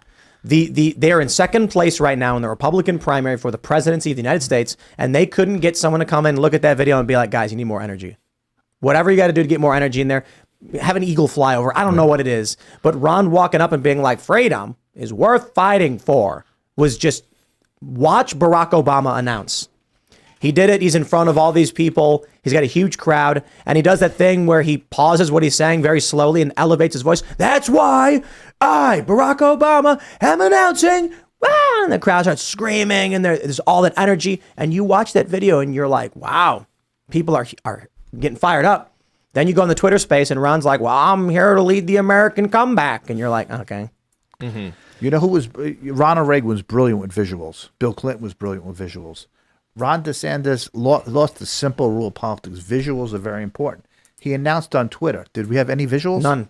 Zero. You can never revisit that moment. Right. So you got one shot to announce, right? That one day. And he should have been in one of the counties that he did such a tremendous job in Florida. He's got a great story to tell, and he should have been with supporters, his family, his wife is up there, and that would have been an amazing announcement. He could have gotten like a giant drone. You ever see those drones that people ride, the big ones? He could have landed. Look, I'm half kidding, but he could have done anything to generate spectacle to cause this Yeah, right. He's standing on like a quadcopter as it lands, and then he jumps off and walks to the podium in front of a huge crowd. Like and they're a zip like, what is line. going on? Yeah, Yeah, exactly. Exactly. I hate to be superficial, but if you could pull up him smiling, Ron DeSantis has a horrible smile. If you seriously could, he was sending out like emails of him smiling. It's just that's one of the biggest things. Like, yeah, some of these smiles looks like he's in pain, man. I don't think these are good smiles, and I don't know. I don't dislike. We are superficial people. I disagree. You don't think? All right, that's a really good smile on the right. Yeah, I think like it's that. fine. That's the Ron I want to see that's the on one the right. thing. You know what? I don't really see much when of an you issue meet with him, this. he's probably a really cool guy. I bet he's like a really likable guy. You don't get to become governor if you're not. Well, Katie Hobbs is governor. Someone needs to take this picture right here. You see John this one? Fetterman's a senator. Yeah, John Fetterman. Yeah, that's true. Someone needs to take this and then put a big hot dog in his mouth. Animate him going Super Saiyan. Yeah, man. No, like it's easy to throw stones from the sidelines, Ron. Look, so the deepfake thing for me is hard no. Unless he comes out and fires someone substantial, and says we disavow this. Here's what's going to happen. His PR people are going to say, don't address it at all. Don't say anything. Let it go away. It's unacceptable.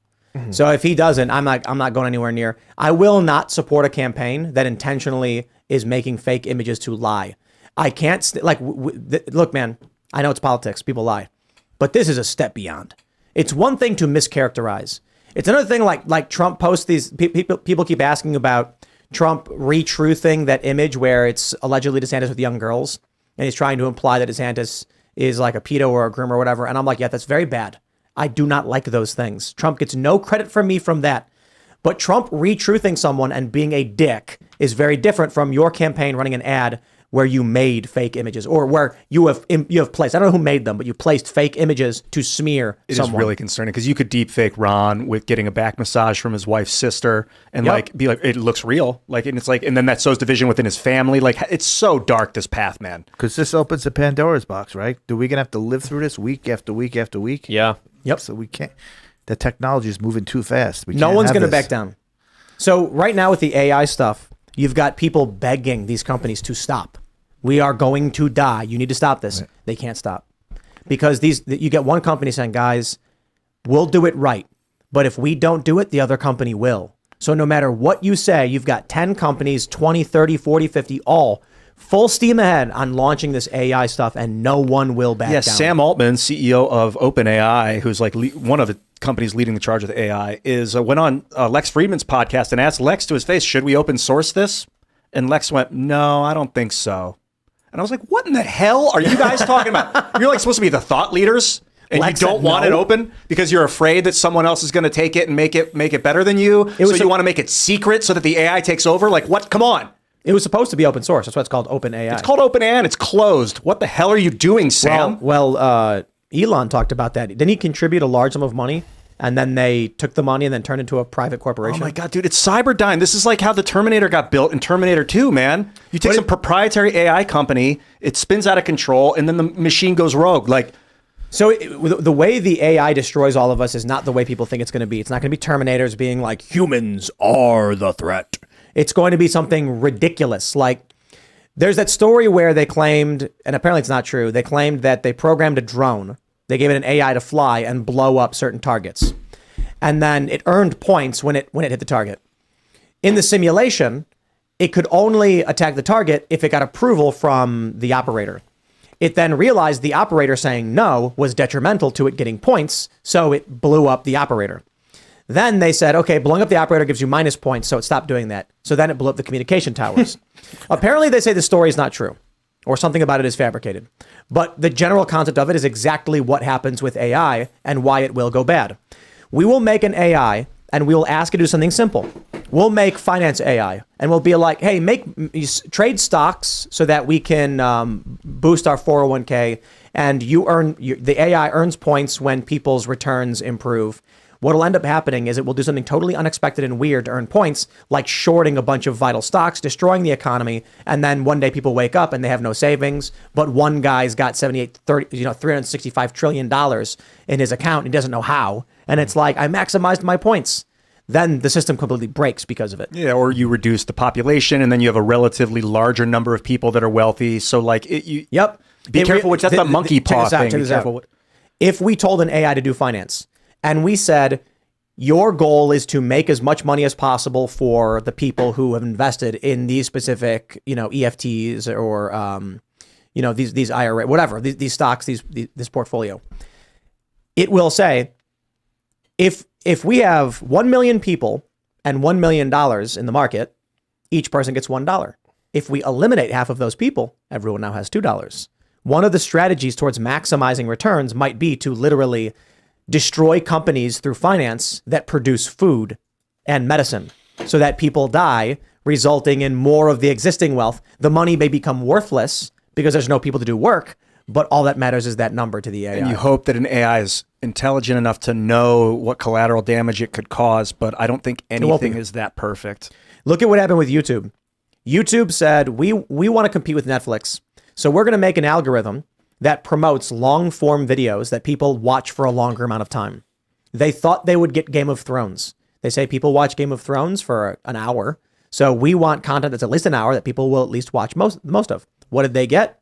They started getting, podcasts, which is okay, but they started getting a lot of really freaky content of Hitler dancing with the Incredible Hulk and stuff like that. Spider-Man and Elsa doing gross for 40 stuff. minutes. Yeah. Injections. Huge. A lot of injection porn. I remember people. Yeah, well, I not knew actual people. sexual porn. It's just people getting injections. Like that's a prime for the whole COVID narrative too. That was crazy. Sorry to interrupt. Well, no. I was just saying that I know people with kids who are like, oh my gosh, my daughter was watching YouTube and this thing popped up basically instructing the child on how to do something like very violent. And they're like, what is going on? And then I believe that's when YouTube ended up enabling the kids mode. So even that didn't change it. There were a bunch of videos where the thumbnails were children. It was cartoons of kids drinking out of urinals and toilets and eating feces and things like that. The AI was making these things. People had AI programs that would auto-generate. It would make videos and upload them to YouTube to get traffic and make money. And then it would keep trying to maximize views and revenue. And that's what made more money for it. It's important to remember we're not just intelligence. Like, it's part of how we make our decisions, but emotions is a huge part. And machines don't have emotions at this stage of development. I don't know if they ever really will. But you know what? They're programmed by really emotional people. That's the thing, right? For now. Yeah. Then they may start getting programmed by other AI with no emotions at all. But then those, well, like, because when you look at what ChatGPT will and won't say, a lot of it's not logical, right? It's like based on somebody's emotional sensibilities. Yes. And then if like ChatGPT programs something, then it's programming that thing based on the emotional sensibilities that were put into it. Like, you got to know when your orders are wrong. Yeah. When the orders are bad, and you've got to say no to the orders. You've got to know that, but that's an emotional ability. I don't think that, like, obviously the logic dictates ripping human bodies open to study the heart will make us better at becoming heart doctors. But that doesn't mean you want to rip human bodies open all the time to study hearts. The AI has no conscience or moral framework, so it will just say, to better understand heart, open human. Yeah, unless if that's not programmed into it, it'll just you just go there, learn about hearts. Here's how you tear a person open. Do you guys at all think any of this AI stuff is overhyped garbage that the media likes to scaremonger around? Nope. Not a little bit at all. No, I've been very reluctant. Bit. I've been very reluctant to make predictions about it because of that. I don't know. I mean, I think almost any prediction anyone makes about AI is going to age really poorly. Yeah, the media, I would say, generally hasn't been talking much about it at all, which is why I don't feel like that. I'm actually scared because we talk about it, and every time we talk about it, have these contingencies of more possible things. I think the media talks about it a lot, and then you have like these stories of like the godfather of AI saying that doom is near because of this, but I feel like we're calling it AI, but it's not exactly that. It's like a language model that is predicting the next word, so there's nothing inherently original or thoughtful in what it's producing. Yeah. And like the pictures work by just mushing stuff together, so there's nothing, again, like truly original. But you're referring specifically to language models. Yes, when I talk about like earning points to develop models, they have the dog robot that you've probably seen. They programmed it to learn how to do its stuff on it, like to learn how to walk on its own, and then they left it in a room and it just figured out how to eventually walk. I think you're right that a lot of what we're calling artificial intelligence right now is large language models, LLM, large language models, and that Sam Altman was predicting, that he's the CEO of OpenAI, that by September of this year, 2023, we will have our first general intelligence, which is where it can create more of it.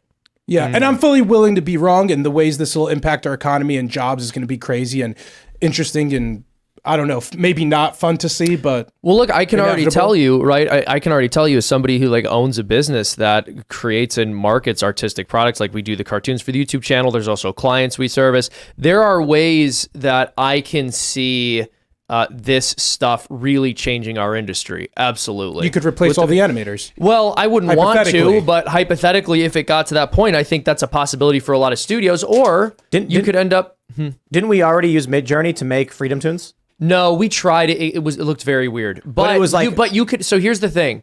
There are certain things, and I attempted to do this. I was using Midjourney. What is Midjourney for people who don't? Oh, sure. It's probably the best available AI for generating images. They look very realistic. They are extremely compelling and highly intricate. And you go to their Discord, you sign up on their website, then you go to Discord, you type /imagine, and then it gives you a prompt, and you can type in whatever you want. And so I was curious. I wanted to see, like, do a background in this animated art style or that animated art style.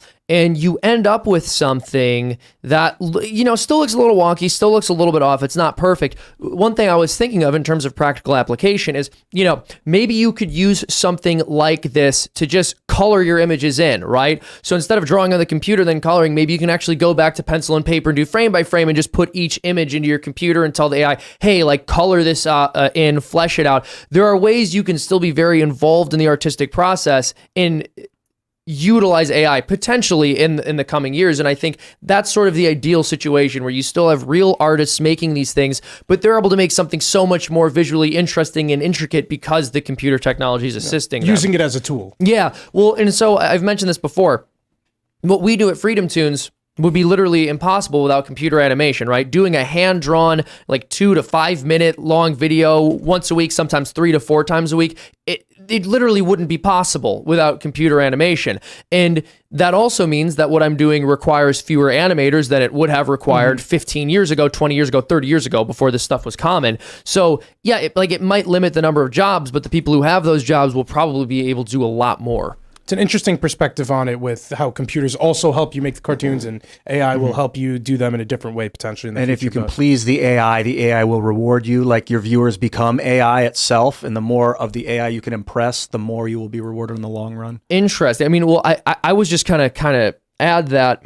Or AI wife? AI wife, AI family. Well, I mean, I was just gonna say that, you know, people might look at the situation and they say, well, you know, this guy's making several cartoons a week for his business, and he's got a talented team of employees who he's working with on this.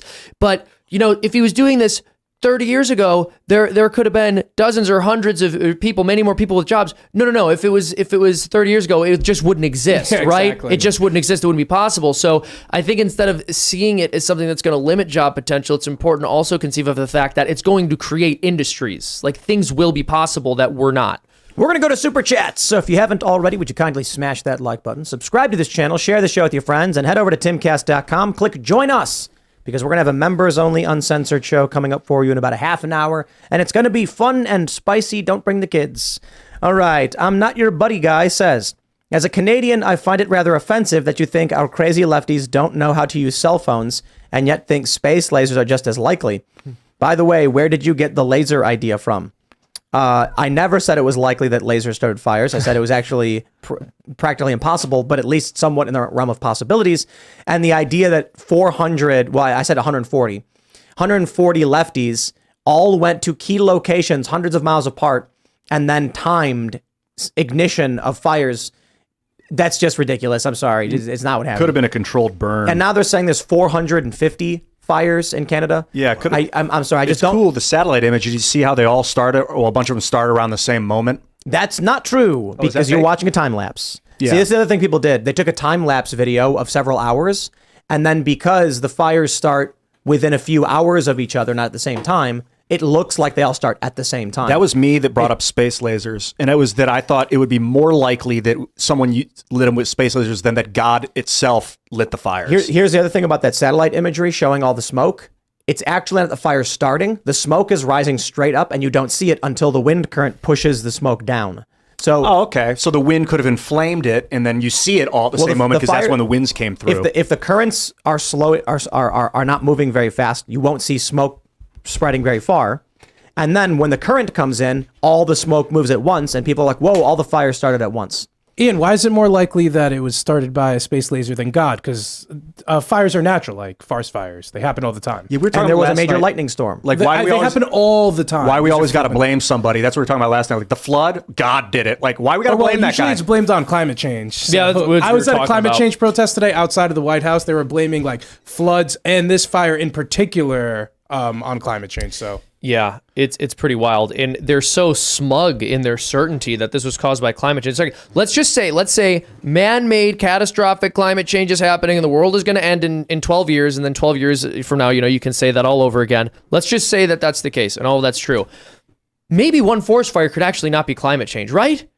Like, Well, change- but it's everything. Change itself doesn't do things. It's what is the thing that happened that is a change, and then let's talk about the thing itself.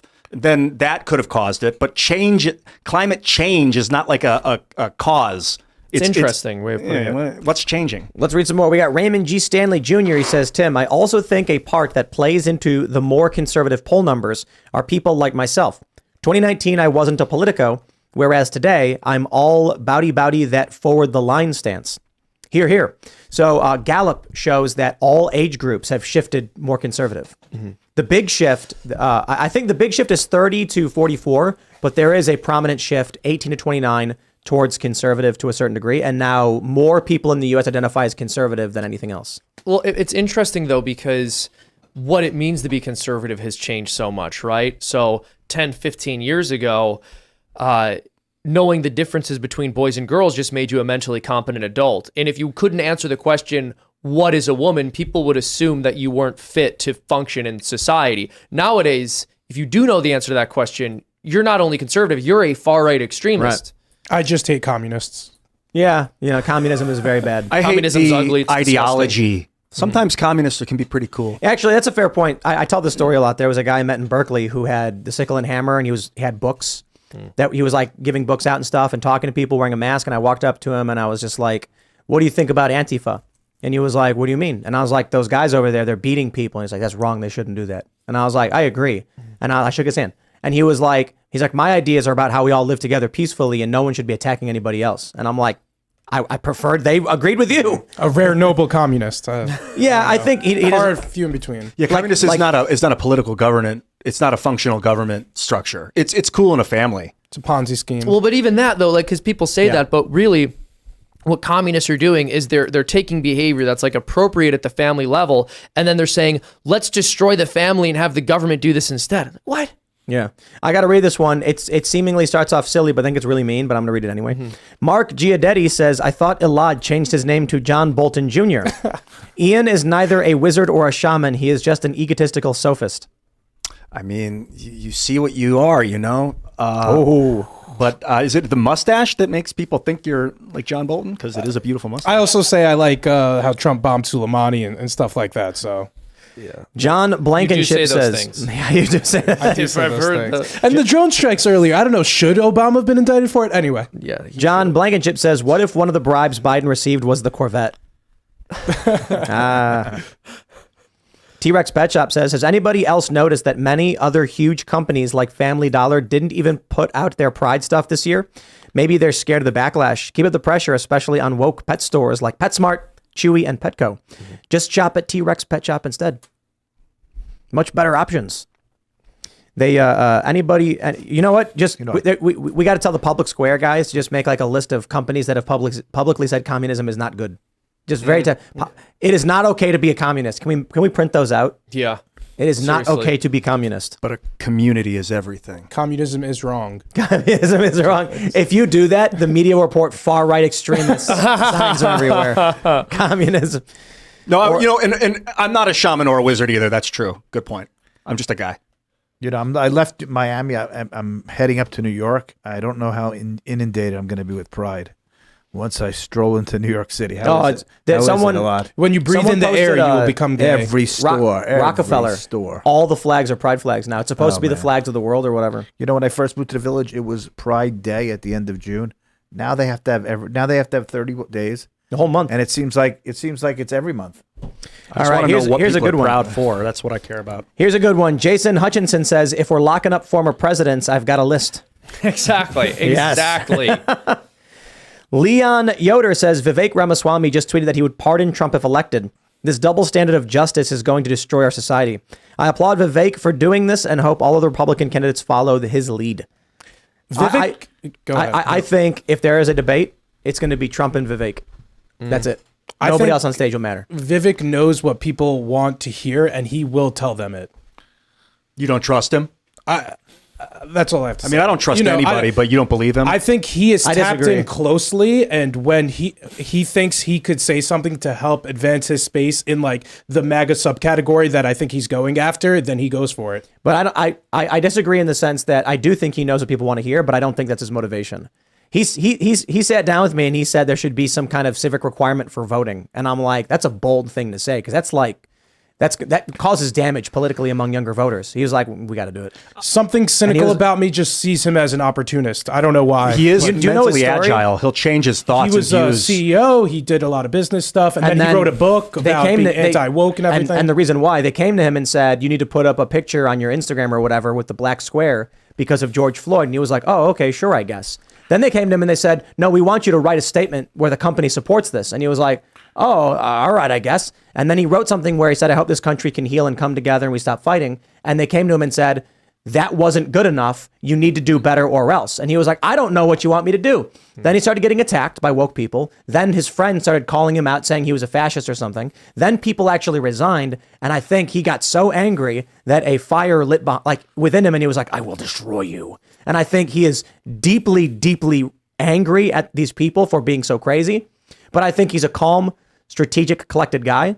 So he's not just rampaging around screaming. He's like straightening his tie, putting his suit on, and being like, you messed with the wrong guy. I think it's commendable that he was willing to fight back, but the fact that he's running for president, he's not doing it as a serious way to win. He's doing it as a way to up his public profile, in my opinion. I don't think he thinks he's a serious candidate. And if he did want to win something, he'd run for lower office first, in my opinion, because a lot of people run just for the press. And I think he's kind of like a right-wing version of Yang in this primary season. I think he's running to put ESG on the debate stage. I think I told him this. I was like, I don't think you're going to win. I would support you. I think he hits the nail on the head with so many of these issues. He's sitting here and he's like, I'm going to get in trouble for saying this, but I think about it. And we got to have some kind of standard and civic standard for voting. People just can't be told anybody can vote. And then he came out and said 18 to 26 has to pass a civics test, which like triggered all these Gen Z people. And I'm like, that's not, you don't say those things. I respect that he said that. I don't think he expects to win. Maybe it's unfair to say, maybe he really is trying, but I think he's a smart guy who knows the best he can do is get on stage and say to the world, ESG is destroying us. We must stop it. Absolutely. And we'll see. Maybe he gets a cabinet position. We'll see. Or not. I mean, if the best case scenario is he goes on the debate stage and says, no more ESG, I'll take it. Yeah. Getting back to tonight with the Republicans should do, because when Bill Clinton was impeached in '92, he had a rally in the Oval, in the Rose Garden, with all Democrats and his supporters. Wouldn't it be nice if the Republicans rallied behind Trump tonight? They never do on the Republican conservative side. They never rally on each other. Well, Vivek said he'll pardon Democrats Trump, so do. at least they did. I respect it. Yeah. Iggy the Incubus says, speaking of corrupt presidents, I recommend Razor Fist's video, Abraham Lincoln, American Dictator.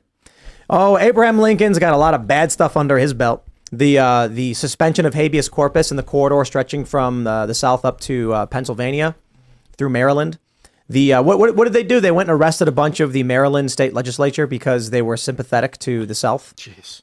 Yeah, some nasty stuff. What was that? We should indict him too. Dig up his corpse like they did with that Pope.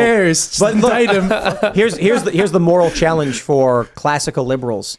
The classical liberal position, the deontological position, is that Abraham Lincoln did wrong. The utilitarian and the moralist position is slavery needed to be stopped, and preserving this country was a good thing.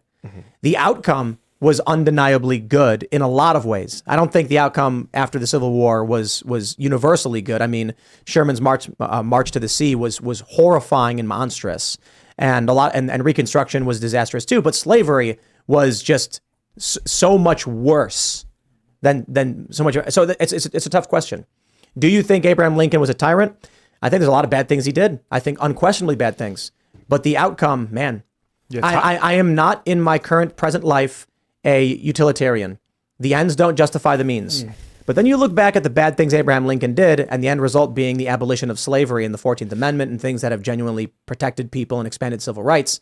It's like, he was certainly tyrannical. Tyrants aren't always bad. You have good tyrants as well. Tyrant just means that it's an absolute ruler that's unrestrained by law or constitution. Is that true? I thought that like tyranny is basically just what you call it when a kingdom goes bad. Like tyrant means a bad king in the same way that oligarchy means a bad aristocracy and Ian's just reading. No, I thought just how the terms are like classically defined. The guy that put Athens on the map was a tyrant. He walked into the city and was like, "I have Athena with me. And bow to me," and they all did. And then he turned Athens into the greatest trade hub on earth, and he was known as this really great ruler, very benevolent. Interesting.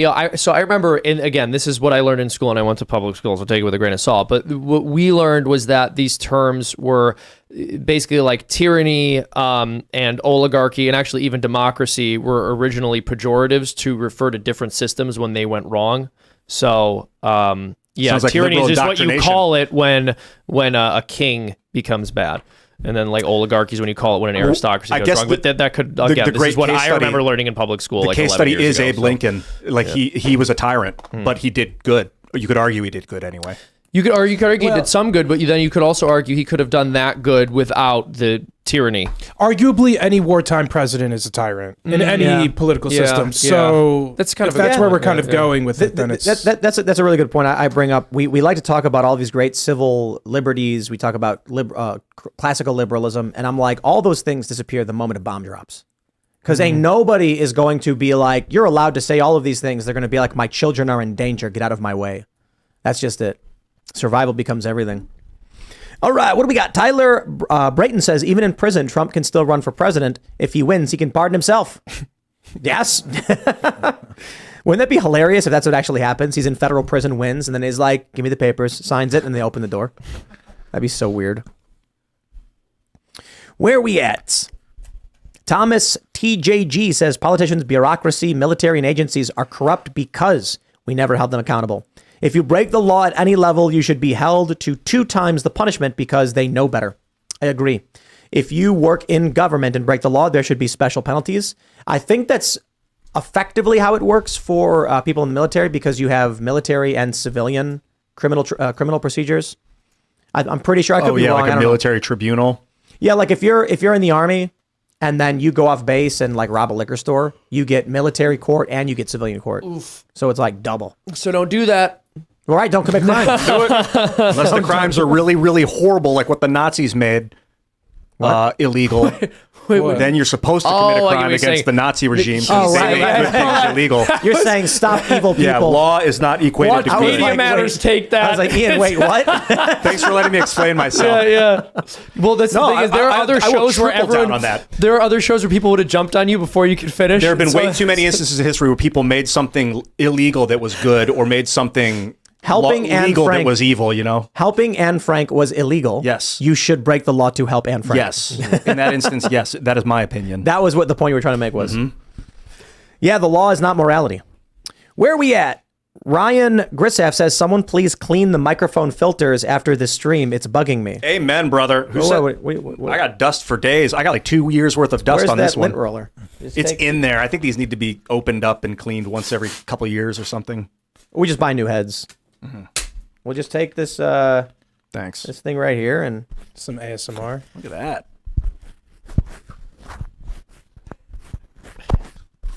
There you go. Thanks, man. I'll do it once we're muted after the show's over. And now I got to throw this thing away.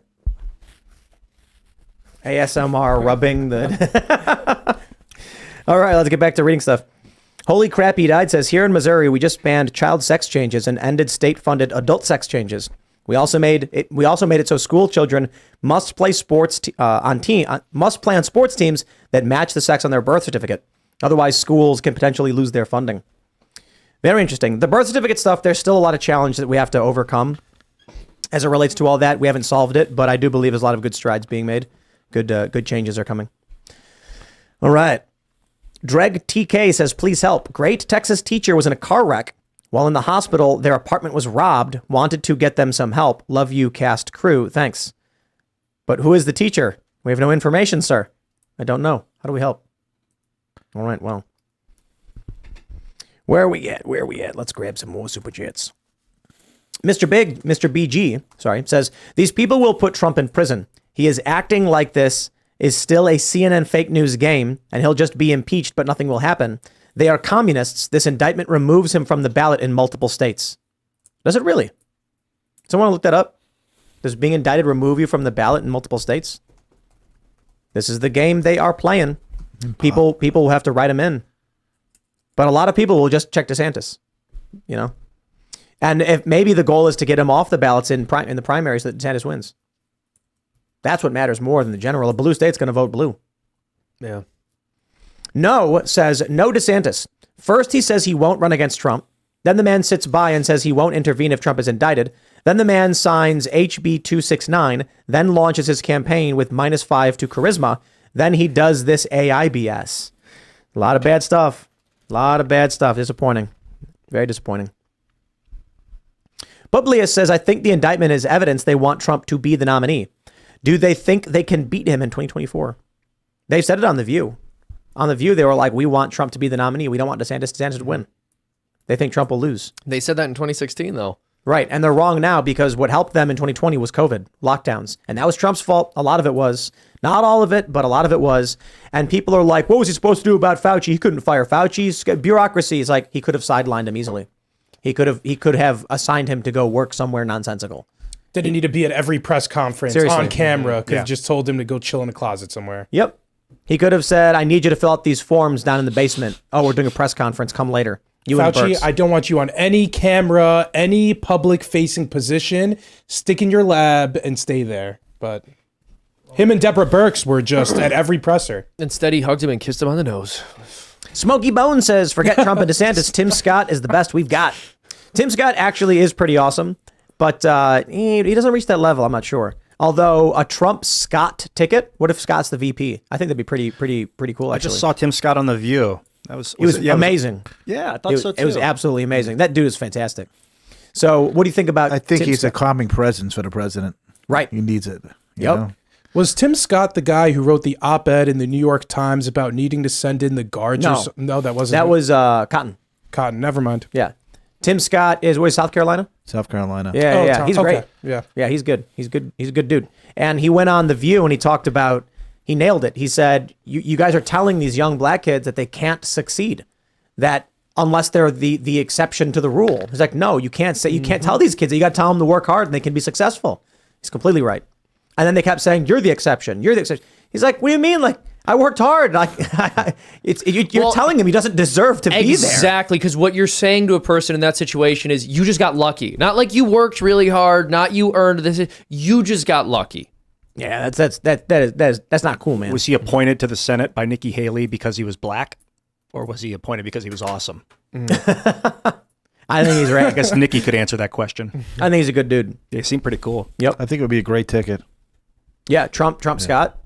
He'd be a good dude. Some people have mentioned that's why he's fairly neutral and he's announcing he's getting name recognition and then might, go that route. But So- that'd be good. 2 first names. I like it. No, 3 first names. Timothy Eugene Scott. Whoa. I'm bullish on people with multiple first names. Yeah. Just to answer you, Tim, it doesn't disqualify him. According to Time, if he's indicted, it doesn't disqualify him from running for the election. Just so you know. But does it remove his name from the state census Ballots. disqualify? I couldn't see that. Couldn't find it. Yeah. What they said was it removes his name from the ballots. Right. And Couldn't like- find that. And if the Republicans, let's say they got 8% more African American vote, the Democratic Party's toast. Yep. It's true. Toast. Yeah. And we saw this a couple of years ago. I think it was 2019.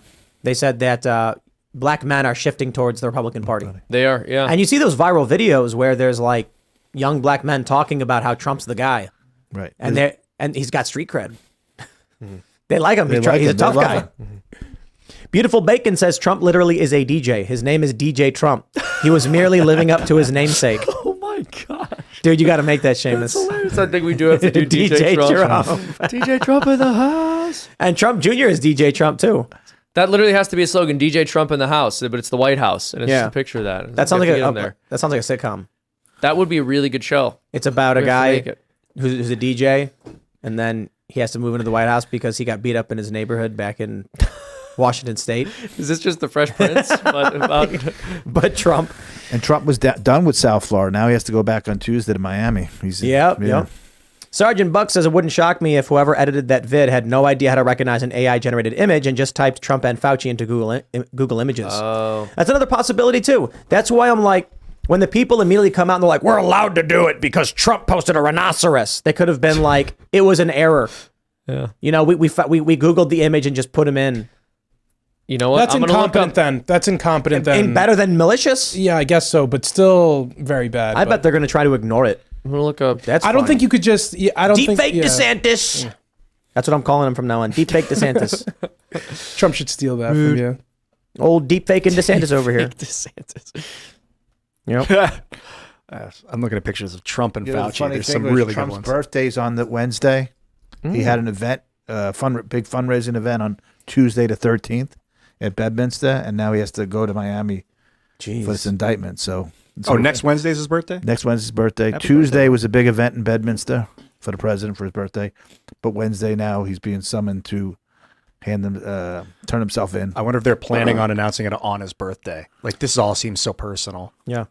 Scott Jeffers says, what's your opinion on the pic of DeSantis drinking with young girls? Was that fake? Was it shared by the Trump camp? I'm not simping for Ron. I'm all in for Trump 24, just asking your opinion. I think when that came out, we criticized Trump for doing it. We all groaned and rolled our eyes and said it was gross or something. And then we were just like, you shouldn't do that stuff. But Trump is kind of a dick. Like, we know this. He's crass in that way. And someone posting a photo that is either like not real or a meme or insulting, and then Trump reposting it being like, haha, you're dumb, is very, very different from a campaign ad that uses fake images. Yeah. They're bad. Don't get me wrong. I'm not going to defend Trump for doing that. We groaned and we rolled our eyes, but like, this is a whole new level. using deepfake images to smear someone in a political attack ad. Crazy. So it was DeSantis as a teacher allegedly partying with high school girls. That just to be clear of what the photo was. It was what? It was Ron DeSantis as a teacher allegedly partying with high school girls. But is it real? Was it? It was fake? real. It was a real According to picture. Daily Mail. Yeah. What did they say? He would never do such a thing. Can you spin your real pic. We might need to read through. Trump posts photo of Ron DeSantis as a teacher allegedly partying with high school girls. Yeah. So the women could be college girls. We don't know Could that. be good. Yeah. Was he single then? Yeah, but I guess what would be creepy is a teacher with the high school. Yeah. But we need a- I need to dig too. deeper. I don't want to Story. say the wrong thing about. Gnarly Marley says, I mentioned wanting coverage of the AI photo story in a Daily Wire comment earlier, and the backlash was extreme. Some don't care, some don't believe it or made excuses. Some just bashed you as a Democrat. I was rather shocked. Yeah, it's culty. Very culty. It's weird how insanely culty it is, and it's really off-putting. Let's grab some more super chats. Grab it by the balls. Just to follow up on that, I'm sorry. It says neither post contains evidence that the girls pictured were underage or establishes that anyone photographed was illegally consuming alcohol. Daily Mail has not been able to verify the people in the photo. So, Rundell Schmidt says Trump is not pro-choice, Seamus. He was the first president to ever speak at the pro-life march. Thank you guys for doing great work. Tim, thanks for helping people financially. No, so Trump's, and this is part of the thing, because Elad was asking this earlier, like, how could you pick Trump and, over DeSantis? And like, my broader point is, when it comes time to vote in the primaries, I'm going to vote for who's most pro-life at that time. I hope that is Trump, because I think he's a stronger candidate overall. But what I will say is, when he did achieve many wonderful things for the pro-life movement, but when he does things like attack DeSantis for the 6-week abortion ban and call it cruel, it is very off-putting for me. The other side of that is Trump does just kind of say things. I think that's a very responsible thing to say. I wish he didn't say it. I hope he doesn't believe it. We'll see how his positions end up shaking out as the campaign goes on. I hope he adopts a hardcore pro-life position.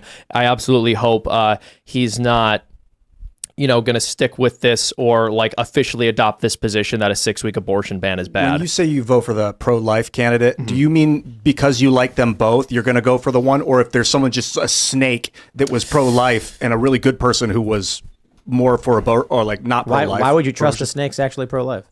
Like if it was just someone who's like, we want to go to war in the Middle East, we want to conquer, we want to destroy, and he's super pro-life, would you go for that guy over? If it's a choice between a war with the Middle East and a war with the unborn, I say neither. But I'm going to vote for the most pro-life possible candidate. Even if they're like or a the most Darth pro-life evil person. I think it's an interesting question, but like overall, my principle is pro-life. Yeah, that is the most important issue to me. The main thing that we had to get done, what Trump did, because of the judges, it's back in the States. Yeah, no, exactly, and so that's what I'm saying. I think Trump exactly, and so I think, and this is why I praise Trump for that. I think that there were massive pro-life victories that happened because of Trump, because of his appointments. I think there's a good argument to be made that he was the most pro-life president we've ever had.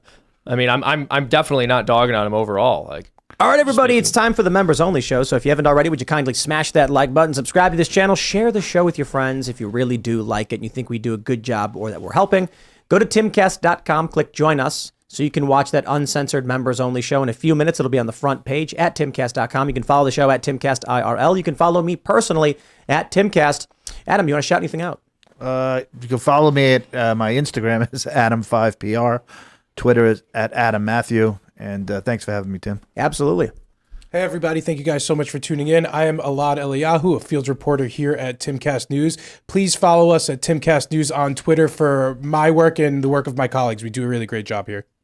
My name is Seamus Coughlin. I have a YouTube channel called Freedom Tunes. We just uploaded a cartoon today that I think you guys are really going to enjoy. It's performing pretty well right now, so I think you'll like it. It's kind of about the Little Mermaid and these other race-swapped reboots, poking fun at that cash grab that happens a lot. And if you want to support me and my work, go to freedomtunes.com and become a member. You'll get an extra cartoon each week that the public doesn't get to see. It's just for you.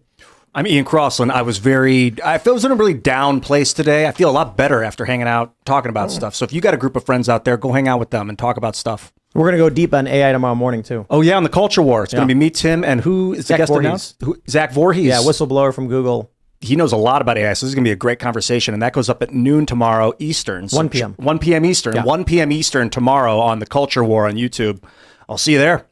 I will see you there tomorrow as well, Ian. I'm looking forward to seeing you in the morning. I enjoyed listening to you guys' conversation. It was great. Let's get to this after show. I'm Serge.com on Twitter, and see you there. We will see you all over at timcast.com. Thanks for hanging out.